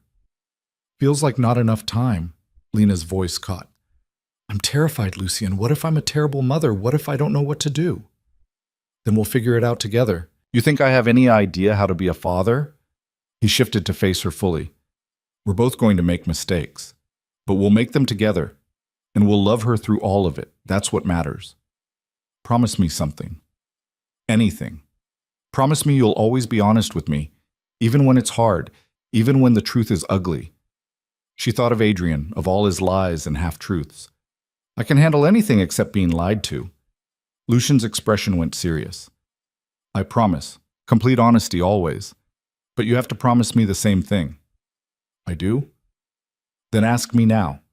Whatever you've been wondering about my work, about my past, about the parts of my life I haven't fully explained, ask, and I'll tell you the truth." Lena took a breath, gathering courage. "The gray areas you mentioned, the conflict resolution. Have you ever seriously hurt someone?" "Yes." No hesitation. 3 times in my life. Once when I was 17 and stupid, defending territory that didn't matter. Once when I was 22 and someone tried to assault a woman who worked for me. And once 2 years ago, when a client's husband wouldn't accept that the marriage was over and kept escalating. How badly? First time, broken ribs and a concussion. Second time, shattered kneecap. Third time, broken jaw and some missing teeth. His voice was steady, factual. I'm not proud of the violence, Lena, but I'm not ashamed either. Sometimes it's necessary to stop worse harm. She absorbed this, turning it over in her mind. And now? Would you do it again? If someone threatened you or Sophia, without hesitation, his eyes were fierce. I'd burn the world down to keep you both safe. That's the truth. That's who I am. I should be horrified. But you're not. No. And she wasn't. Maybe that made her broken too, or maybe it just made her realistic. I've seen what happens when good people do nothing, when systems fail and monsters walk free. If you're willing to be the thing that stands between innocent people and harm, then I can live with that. Even knowing I'm not always on the right side of the law. The law isn't always on the right side of justice. She took his hand, placing it on her belly where Sophia was moving. I trust you, Lucien. I trust your judgment and your heart. That's enough. He kissed her then, deep and grateful, and Lena felt the last of her reservations crumble. This was her life now. This complicated, powerful man and the family they were building together. February brought Valentine's Day and an unexpected visitor. Lena was home alone, Lucien at a meeting across town, when the building's doorman called up. Miss Morales, there's a woman here claiming to be your sister, Carmen Walker. Lena's heart leaped. Send her up. She opened the door to find Carmen standing in the hallway, looking uncertain and out of place in her sensible mom jeans and Arizona Cardinals sweatshirt.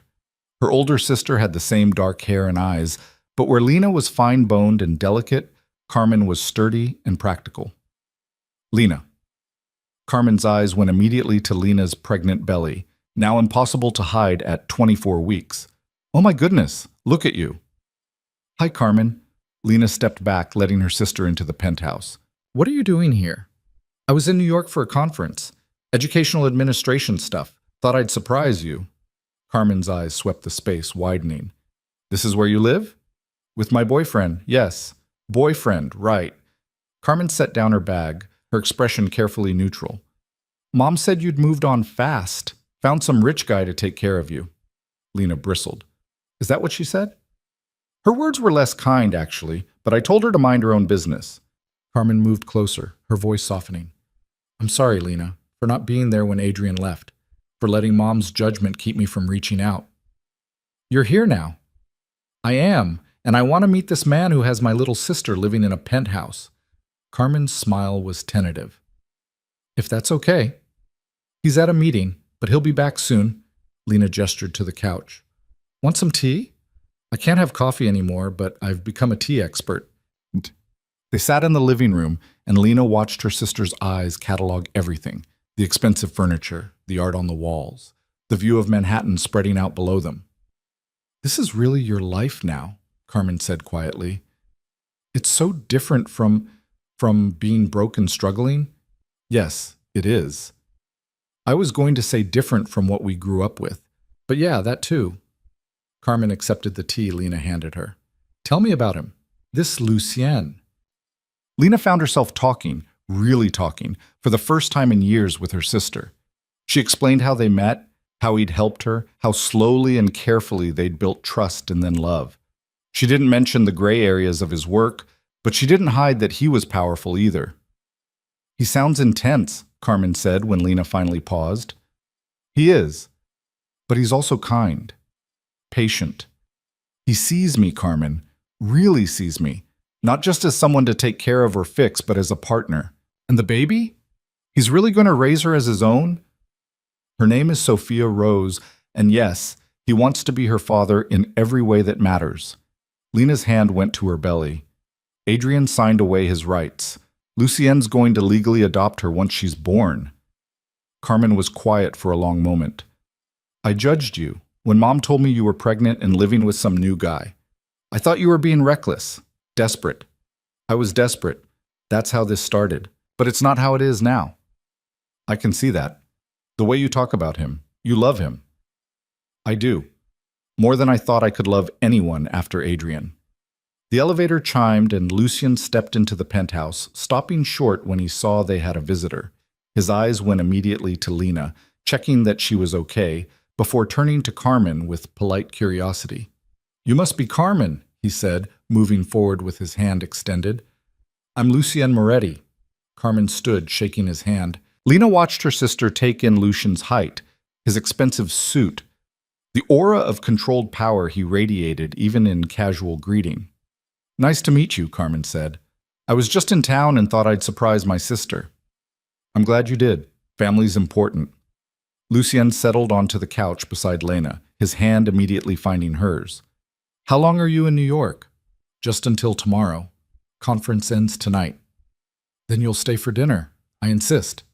It wasn't really a request, and from the slight smile on Carmen's face, she recognized that. "Lena, what do you think? Should I cook or should we order from that Italian place you love?"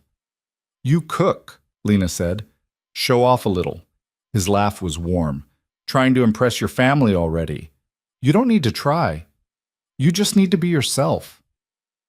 Dinner was surprisingly easy.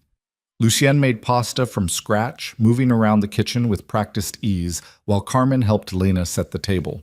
They talked about Carmen's kids, 2 boys, 8 and 6, about her work as a school principal in Phoenix, about everything except the elephant in the room. Finally, over tiramisu that Lucien had somehow also made from scratch, Carmen addressed it directly. "I need to say something, and I need you both to hear it." She looked between them. "Lena, I'm sorry. For not being there when you needed me. For letting Mom's opinions matter more than your happiness.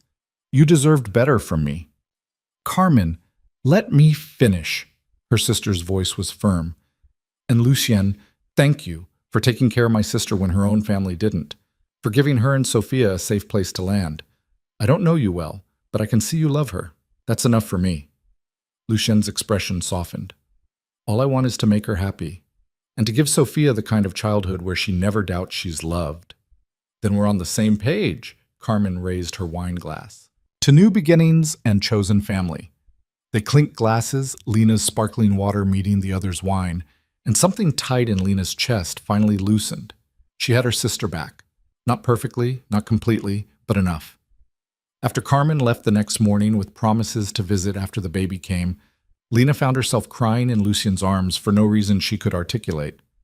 "Hormones," she said when he asked what was wrong. "Or relief," he suggested gently. "You don't have to be strong all the time, Lena. You can let yourself feel things." "I feel everything lately. Happy, sad, terrified, excited, all at once." "That's normal. You're growing a human and building a new life simultaneously. That's a lot." She pulled back to look at him. "Do you ever regret this? Taking on someone else's mess?" "You're not a mess. You're a miracle." He cupped her face in his hands. "And no, I don't regret anything. You're the best thing that's ever happened to me, Lena. You and Sophia both."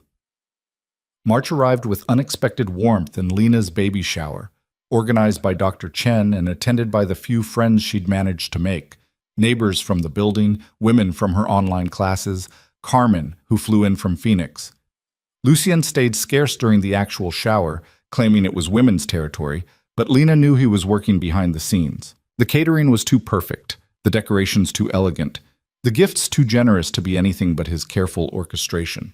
"He's a keeper," one of her neighbors said, watching through the window as Lucien directed the setup crew. "If you ever get tired of him, send him my way." Lena laughed, her hand on her belly where Sophia was doing what felt like gymnastics. "Not a chance." That night, surrounded by baby clothes and toys and equipment she didn't know how to use yet, Lena felt the weight of impending motherhood settle over her like a blanket. "What if I can't do this?" she asked as Lucien helped her sort through onesies. "Then we'll hire help, a nanny, a nurse, whatever you need." "That's not what I mean. What if I'm not enough?" "Well, what if she needs more than I can give?" Lucien set down the tiny outfit he was holding and pulled Lena into his arms. "Listen to me. You are going to be an amazing mother. You're patient, kind, strong, resilient. Sophia is lucky to have you." "We're lucky to have you." "I'm the lucky one." He kissed the top of her head. 2 months until we meet her. Are you ready?" "No, yes, I don't know." Lena laughed, verging on tears again. "Ask me in 2 months. I'll be here either way, ready or not, terrified or confident, falling apart or holding it together. I'll be right here beside you. Promise? On my life. April brought cherry blossoms and a sudden crisis. Lena woke at 3 a.m. to Lucien's phone ringing, his terse conversation in the darkness, the way he dressed quickly with military precision. I have to go, he said, seeing her awake. Business emergency. What kind of emergency? He hesitated, and she saw the war in his eyes, the desire to protect her versus the promise of honesty. A client's daughter was taken. Kidnapping situation. They called me instead of the police. Lena's blood ran cold. Lucien, I'll be careful.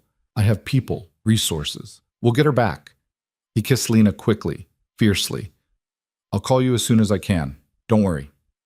But she did worry. Spent the whole day pacing the penthouse, her hand on her belly, imagining all the ways this could go wrong.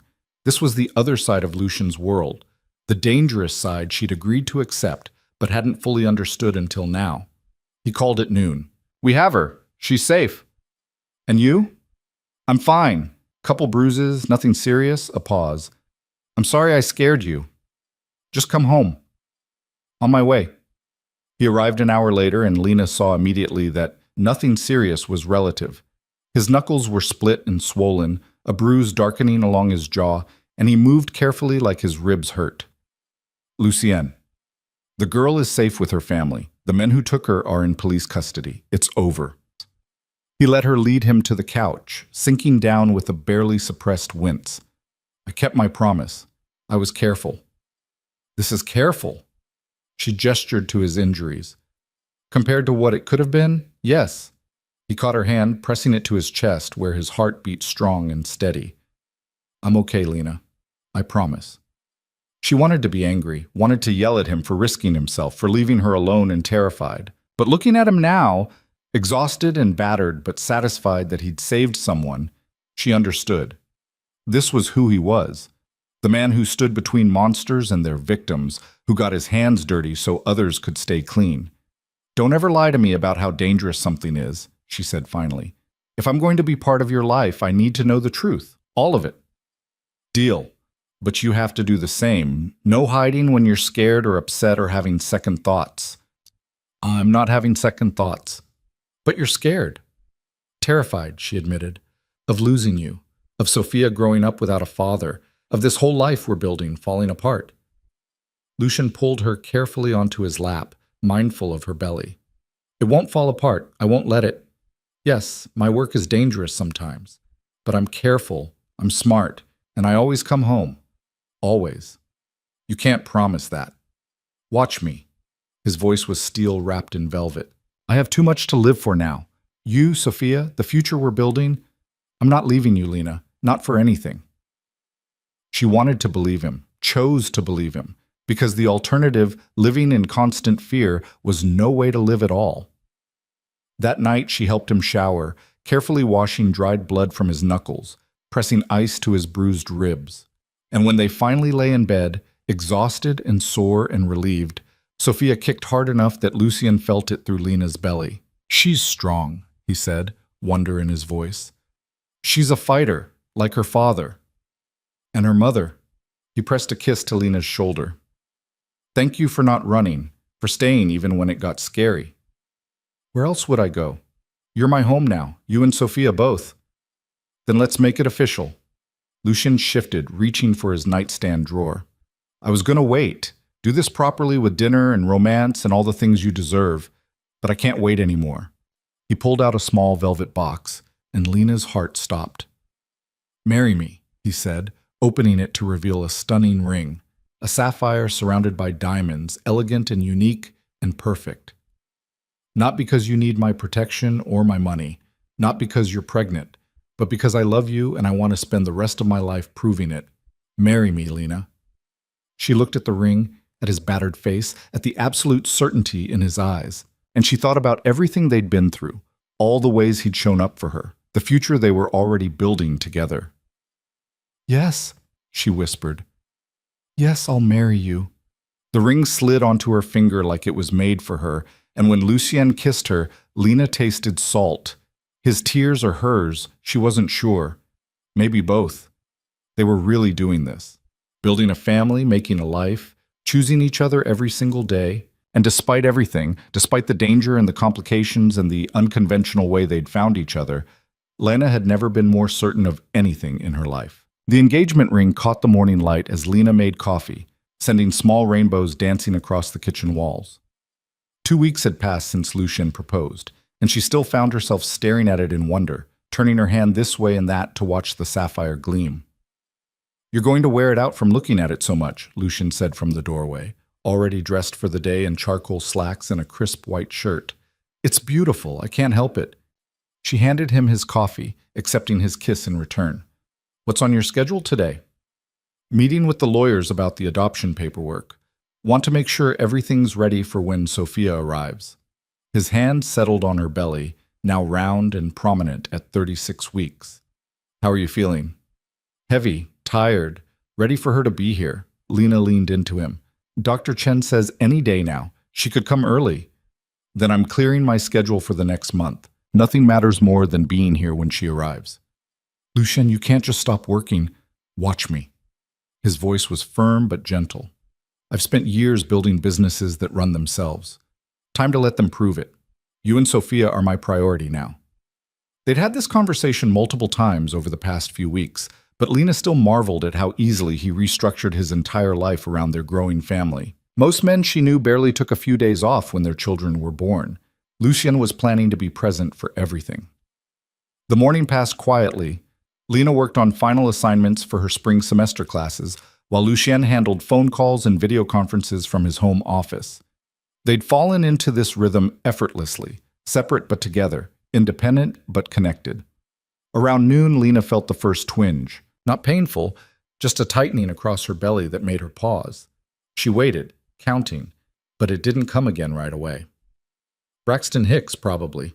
She'd been having them for weeks. 30 minutes later, another one, stronger this time. An hour after that, another. By 3 p.m., they were coming regularly enough that Lena pulled out her phone and started timing them. 12 minutes apart. Then 10, then 8. "Lucien?" She appeared in his office doorway, her hand pressed to her lower back where a deep ache had started to build. "I think this might be it." He was on his feet instantly, his professional demeanor vanishing into something raw and almost panicked. "You're in labor?" "Maybe. Contractions are getting closer together, 8 minutes apart now." "We should go to the hospital." Dr. Chen said to wait until they're 5 minutes apart or my water breaks. Another contraction rolled through her, and Lena breathed through it, gripping the doorframe. "But you should probably call her. Let her know it's starting." Lucien made the call while simultaneously gathering the hospital bag they'd packed weeks ago, moving with controlled efficiency even though Lena could see the fear and excitement warring in his eyes.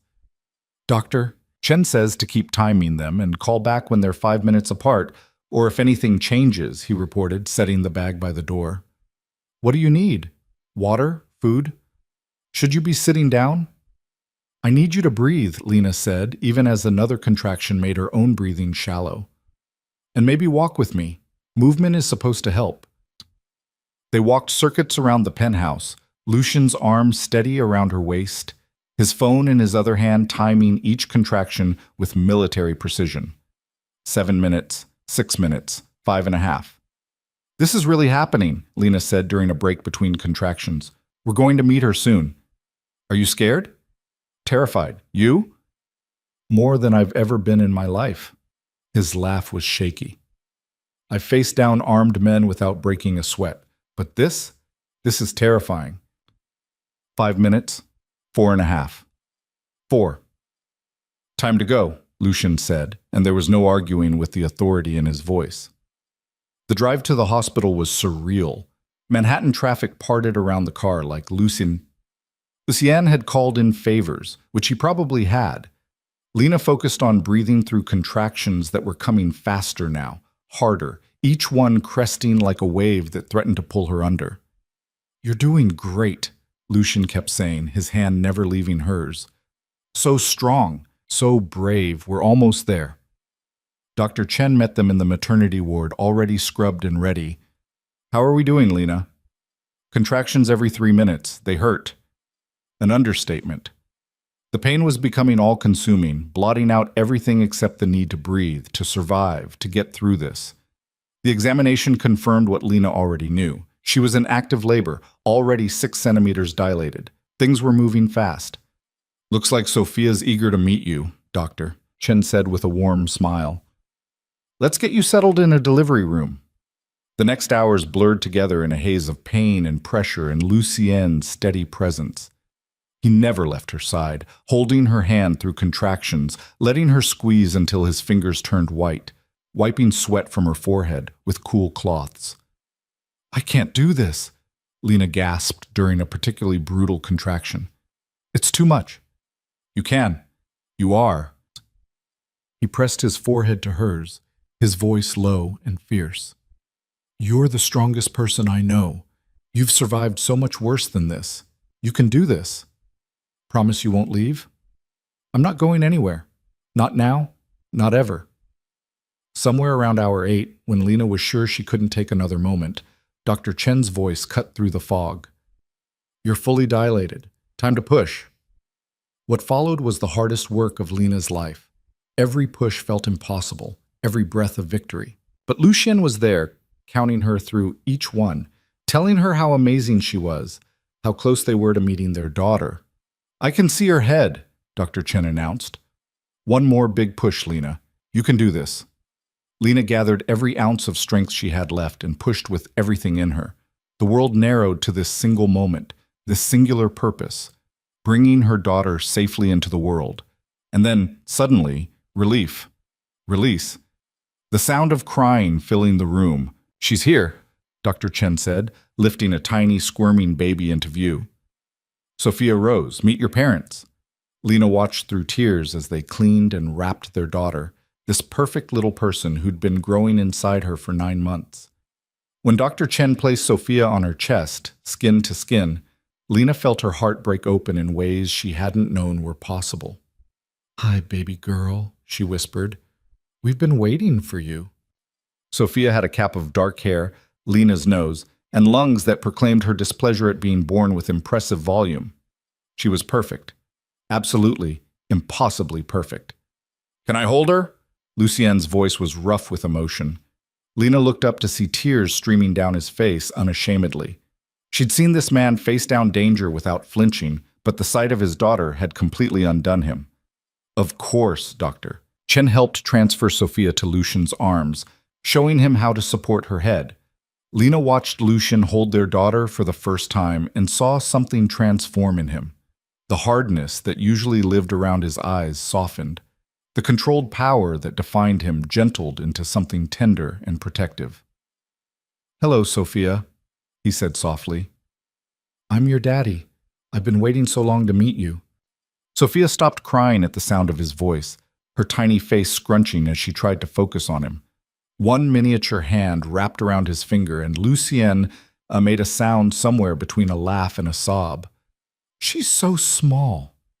7 pounds, 4 ounces, Dr. Chen reported. "Perfect APGAR scores. She's healthy and strong." "She's everything." Lucien looked at Lena, and the love in his eyes was so intense it almost hurt to witness. "Thank you, for her, for trusting me, for letting me be part of this." "You're not part of this. You're everything." Lena reached for his hand, linking them together over their daughter's tiny body. "We're a family now. Really, truly a family." They stayed like that for a long moment, 3 people bound together by love and choice, and the fierce determination to protect each other always. Outside the window, Manhattan sparkled in the early morning light. Inside this room, the world had shifted on its axis. The next few days passed in a blur of feeding schedules, diaper changes, and visitors. Carmen flew in immediately, bringing Lena's mother, who'd softened considerably at the sight of her granddaughter. Even Lena's father made an awkward appearance, his gruff exterior cracking when Sophia wrapped her tiny fingers around his. "She's beautiful, mija," her mother said, holding Sophia with the practiced ease of someone who'd raised 2 daughters. "And this man of yours, he's good to you?" "The best," Lena confirmed. Her mother looked at Lucien, who was organizing flowers from well-wishers with the same precision he applied to everything. "You'll take care of them? Both of them?" "With my life," Lucien said simply. Something passed between them, an understanding, an acceptance. Her mother nodded once, satisfied. Then we'll visit more often. Family should be close. It wasn't a full reconciliation, but it was a start, more than Lena had hoped for. They brought Sophia home on a sunny May morning, and Lena felt her throat tighten as they carried their daughter into the penthouse for the first time. The nursery was ready, painted the softest yellow, filled with everything a baby could need. Lucienne had been preparing for weeks, making sure every detail was perfect. "Welcome home, sweet girl," Lena whispered, settling Sophia into her crib. That night, after Sophia had been fed and changed and was sleeping peacefully, Lena and Lucien collapsed onto their bed in exhausted wonder. "We have a daughter," Lucien said, like he still couldn't quite believe it. "We really do." Lena turned to face him. "Are you ready for this? The sleepless nights, the constant worry, the complete upheaval of everything we've known?" "I've never been more ready for anything." He pulled her close, careful of her still healing body. "This is what I've been waiting for my whole life without knowing it. You, Sophia, this family we're building. I love you. I love you too, both of you, more than I have words for." Sophia's cry cut through the tender moment, demanding and insistent. Lena started to get up, but Lucienne was faster. "I've got her. You rest." She watched him go to their daughter, lifting Sophia with the careful reverence he'd shown since the moment she was born. His deep voice murmured soothing words as he changed her diaper, checked her temperature, did all the things the nurses had taught them. This was her life now. This man, this baby, this impossible family that had formed from the wreckage of her worst moments. And it was perfect. The adoption paperwork was finalized in June on a bright Tuesday morning in family court. The judge, a stern woman in her 60s who'd clearly seen everything, reviewed the documents with meticulous care. "Mr. Moretti, you understand that adoption is permanent? That you're taking full legal and financial responsibility for this child?" "I do, Your Honor, and I want that more than anything." "Miss Morales, you're certain this is what you want? You're surrendering the birth father's rights and allowing Mr. Moretti to adopt?" "Completely certain." Lena's voice was strong. "Lucien has been Sophia's father from the moment she was born. This just makes it legal." The judge studied them both, her expression softening slightly. "I've reviewed the home study reports, the financial statements, the character references. Everything is in order." She picked up her pen. "I'm happy to grant this adoption. Sophia Rose Morales will now be Sophia Rose Moretti, with all the rights and protections that entails." The gavel came down, and it was done. Official, legal, permanent. Outside the courthouse, Lucien held Sophia, now officially his daughter, and looked at Lena with eyes full of emotion. "She's mine. Really, legally, mine. She's ours." Lena leaned into him, completing their family unit. "And she always will be." They celebrated with lunch at the same restaurant where they'd had their first real conversation months ago. Sophia slept peacefully in her carrier while Lena and Lucien toasted with champagne and sparkling cider. "To new beginnings," Lucien said. "To family," Lena countered. "To us." They set a wedding date for August, wanting to give Lena time to recover fully from childbirth and adjust to motherhood. The ceremony was small and intimate. Just family and close friends gathered in the penthouse with views of the city spreading out below them. Carmen stood as Lena's maid of honor, holding 3-month-old Sophia, while Lena walked herself down the makeshift aisle. She wore a simple ivory dress, her dark hair loose, the sapphire engagement ring catching the light. Lucien waited at the end in a perfectly tailored navy suit, his eyes locked on her with such intensity that Lena felt it like a physical touch. When she reached him, he took her hands and she saw they were trembling slightly. "Nervous?" she whispered. "Terrified I'll wake up and this will all be a dream." The officiant cleared his throat, beginning the ceremony, but Lena barely heard the traditional words.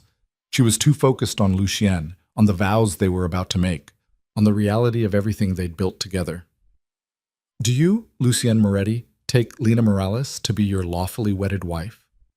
"I do." His voice was steady now, certain. "I absolutely do." "And do you, Lena Morales, take Lucien Moretti to be your lawfully wedded husband?" Lena thought about the broken woman who'd bought a pregnancy test in a fluorescent-lit pharmacy less than a year ago.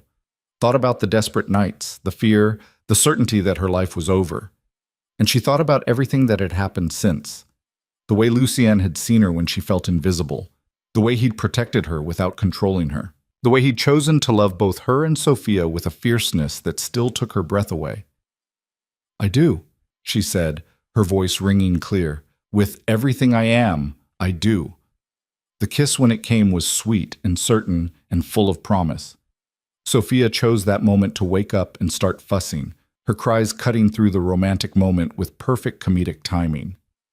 "That's our daughter," Lucien laughed, breaking the kiss to take Sophia from Carmen, already demanding attention. "She takes after her father," Lena teased. The small reception that followed was full of laughter and joy.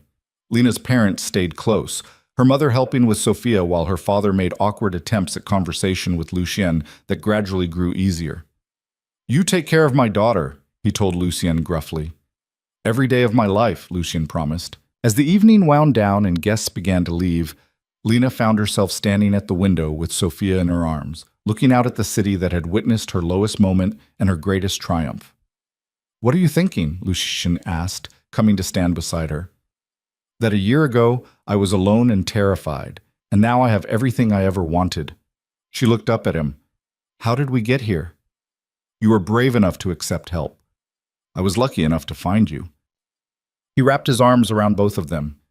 "And we chose each other. Every single day we keep choosing each other." "And Sophia." "And Sophia," he agreed, pressing a kiss to their daughter's downy head. The months that followed were full of the beautiful chaos of new parenthood. Sleepless nights when Sophia refused to settle, triumphant mornings when she slept for 4 hours straight, first smiles that made every difficult moment worth it, first laughs that sounded like pure joy distilled into sound. Lena finished her online degree in December, crossing the virtual stage while Sophia napped and Lucien cheered from the couch. She started looking at teaching positions for the following fall, wanting to use her education to help others the way she wished someone had helped her. Lucien gradually shifted his businesses toward more legitimate ventures. The conflict resolution services became consulting. The gray areas became clearly defined ethics.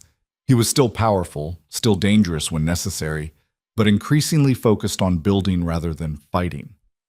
"I want Sophia to be proud of what I do," he explained one night as they discussed another business restructuring. "Want her to grow up knowing her father built things instead of just breaking them." "She'll be proud of you no matter what," Lena assured him. "Because you're a good man who loves his family. That's what matters." On Sophia's first birthday, they threw a party that filled the penthouse with balloons and laughter and too many presents. Carmen brought her boys, who immediately claimed their cousin as the best baby ever. Lena's parents came, her mother spending most of the party in the kitchen with Lena teaching her old family recipes. "I'm sorry," her mother said quietly as they worked, "for not being there when you needed me, for judging instead of supporting." "I know, Mama. It's okay." "No, it's not. But I want to do better. Want to be the grandmother Sophia deserves, the mother you needed." Lena hugged her, tears in both their eyes. "You're here now. That's what counts." That night, after everyone had left and Sophia was asleep in her crib surrounded by new toys, Lena and Lucien sat together in the nursery watching their daughter sleep. "She's getting so big," Lena whispered. "She is, growing up too fast." "Think we should give her a sibling?" Lucien's head whipped around to stare at her. "Are you saying, not yet, but eventually, maybe?" Lena smiled. "If you want more kids, I want everything with you. As many children as you want to have. As much life and love and chaos as we can handle." He pulled her close. "Thank you for giving me this. A family. A purpose beyond just surviving. Thank you for seeing me when I felt invisible. For loving me when I thought I was unlovable. For choosing us." They sat in comfortable silence, watching their daughter sleep, and Lena marveled at how far they'd come, from that first desperate night in the park to this moment of perfect peace. 2 years later, Lena stood in her classroom at PS 118 in Brooklyn, helping second graders with their reading assignments. Teaching had turned out to be everything she'd hoped, challenging, rewarding, a way to make a real difference in young lives. Her phone buzzed with a text from Lucien. "Sophia and I are making dinner, spaghetti, mostly edible. Come home soon. We miss you." The attached photo showed their daughter, now 3 years old, with Lena's dark curls and Lucien's pale gray eyes, covered in tomato sauce and grinning widely. Lucien was in the background, equally messy, laughing. Lena's heart swelled with love so fierce it almost hurt. This was her life now, she teaching children who needed her, coming home to a man who cherished her, raising a daughter who knew nothing but love and security. She thought occasionally about Adrian, wondered how his life had turned out. But those thoughts came rarely now, and with no bitterness. He'd been a chapter in her story, not the whole book. And honestly, she was grateful. Without his betrayal, she never would have found Lucy Yen, never would have built this beautiful, complicated, perfect life. That evening, she walked into the penthouse to chaos. Sophia running in circles with sauce-covered hands, Lucien chasing her with a wet washcloth, both of them laughing hysterically. "Mommy!" Sophia launched herself at Lena, who caught her despite the mess. "We made pasta." "I see that. You're wearing most of it." "Daddy says we're artists." "Daddy says a lot of things," Lena laughed, meeting Lucien's eyes over their daughter's head. He crossed to her, kissing her deeply despite their audience. "How was work?" "Good. Productive. But I'm glad to be home." "We're glad you're home too." He took Sophia from her arms. "Come on, little monster. Bath time before this sauce becomes permanent." Lena watched them go, heard Sophia's delighted shrieks as Lucien chased her toward the bathroom. Then she looked around the penthouse. Toys scattered across expensive rugs, children's books mixed with business journals, photos of their family covering every surface. It was messy and chaotic, and absolutely nothing like the life she'd imagined for herself. It was perfect. That night, after Sophia was clean and fed and tucked into bed with her favorite stuffed elephant, Lena and Lucien finally had their dinner. The spaghetti was actually pretty good, despite the kitchen disaster it had created. "Sophia asked me today if she could have a little brother or sister," Lucien said casually over wine. Lena nearly choked on her pasta. "She did?" "Apparently her friend Emily is getting a baby sister, and now Sophia wants one too." He watched her carefully. "What do you think?" "I think—" Lena paused, considering. They'd talked about more children in the abstract, but never seriously. "I think I'd like that, eventually. When we're ready." "Are you happy, Lena?" The question was serious, his pale eyes searching hers. "Really, truly happy?" "More than I ever thought possible." She reached across the table for his hand. "You gave me everything, Lucien. Safety, love, family, purpose. You gave me myself back. You did that on your own. I just provided the space for you to heal. We healed each other." She squeezed his fingers. "You were as broken as I was when we met, just better at hiding it." He didn't deny it. "You made me want to be better, made me believe I could be something more than what I was. And you made me believe I deserved more than scraps of affection from people who didn't value me." They sat in the comfortable silence of people who knew each other completely, who'd seen each other at their worst and chosen to stay anyway. "I love you," Lucien said finally. "More now than when we got married, more every single day." "I love you too, both of you. This whole messy, beautiful life we've built." "To messy, beautiful lives," he toasted. "To second chances. To forever."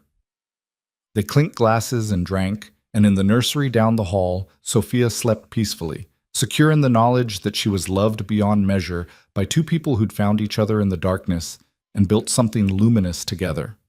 This was their story: a waitress and a powerful man, a broken woman and a dangerous protector, a baby who'd brought them together, and a love that had saved them both. It hadn't started conventionally, hadn't followed any traditional path, but it had led them here, to this moment, to this family, to this life. And that was more than enough. It was everything. 5 years after that night in the park, Lena stood at the same bench where she'd first met Lucien. She'd come back on purpose, wanting to remember, to honor the woman she'd been and the woman she'd become. Sophia, now 8 years old and wise beyond her years, sat beside her, swinging her legs. Their son Marcus was 3 and currently being entertained by Lucien a few feet away. "Mommy, why did you want to come here?" Sophia asked. "Because this is where everything changed for me, where I met your daddy and started building our family." "Was it love at first sight?" Lena laughed. No, baby. It was fear at first sight. Terror, actually. Your daddy was very intimidating. He's not scary now. No, he's not. She looked at Lucian, who was lifting Marcus onto his shoulders, both of them laughing. But he was never really scary, just intense. He saw me when I felt invisible, helped me when I had no one else, and slowly that turned into love. Like in fairy tales? Better than fairy tales, because it's real. Lena pulled Sophia close. Remember this, sweetheart. Real love isn't perfect. It's messy and complicated and sometimes really hard, but it's also worth fighting for, worth choosing every single day. I will, Mommy. Lucian joined them then, Marcus still perched on his shoulders. Ready to go home? Ready, Lena confirmed, standing and taking his outstretched hand. As they walked away from the bench that had changed everything, Lena looked back once. The park looked different now, brighter somehow, less threatening. Or maybe she was the one who'd changed, probably both. She'd come to this bench broken and desperate, pregnant and alone, with nothing but fear for the future. She left it now surrounded by love, with a family she'd chosen and who'd chosen her back, with a life full of purpose and joy and belonging. The journey from there to here hadn't been easy, had required trust and courage and the willingness to risk her heart one more time when every instinct said to guard it. But standing here now, with Lucian's hand in hers and their children's laughter ringing through the air, Lena knew with absolute certainty that every moment of fear, every leap of faith, every choice to stay when running would have been easier. All of it had been worth it. She'd survived heartbreak and betrayal, had faced down her worst fears, had learned to love again when she thought that part of her was dead forever. And in return, she'd been given everything.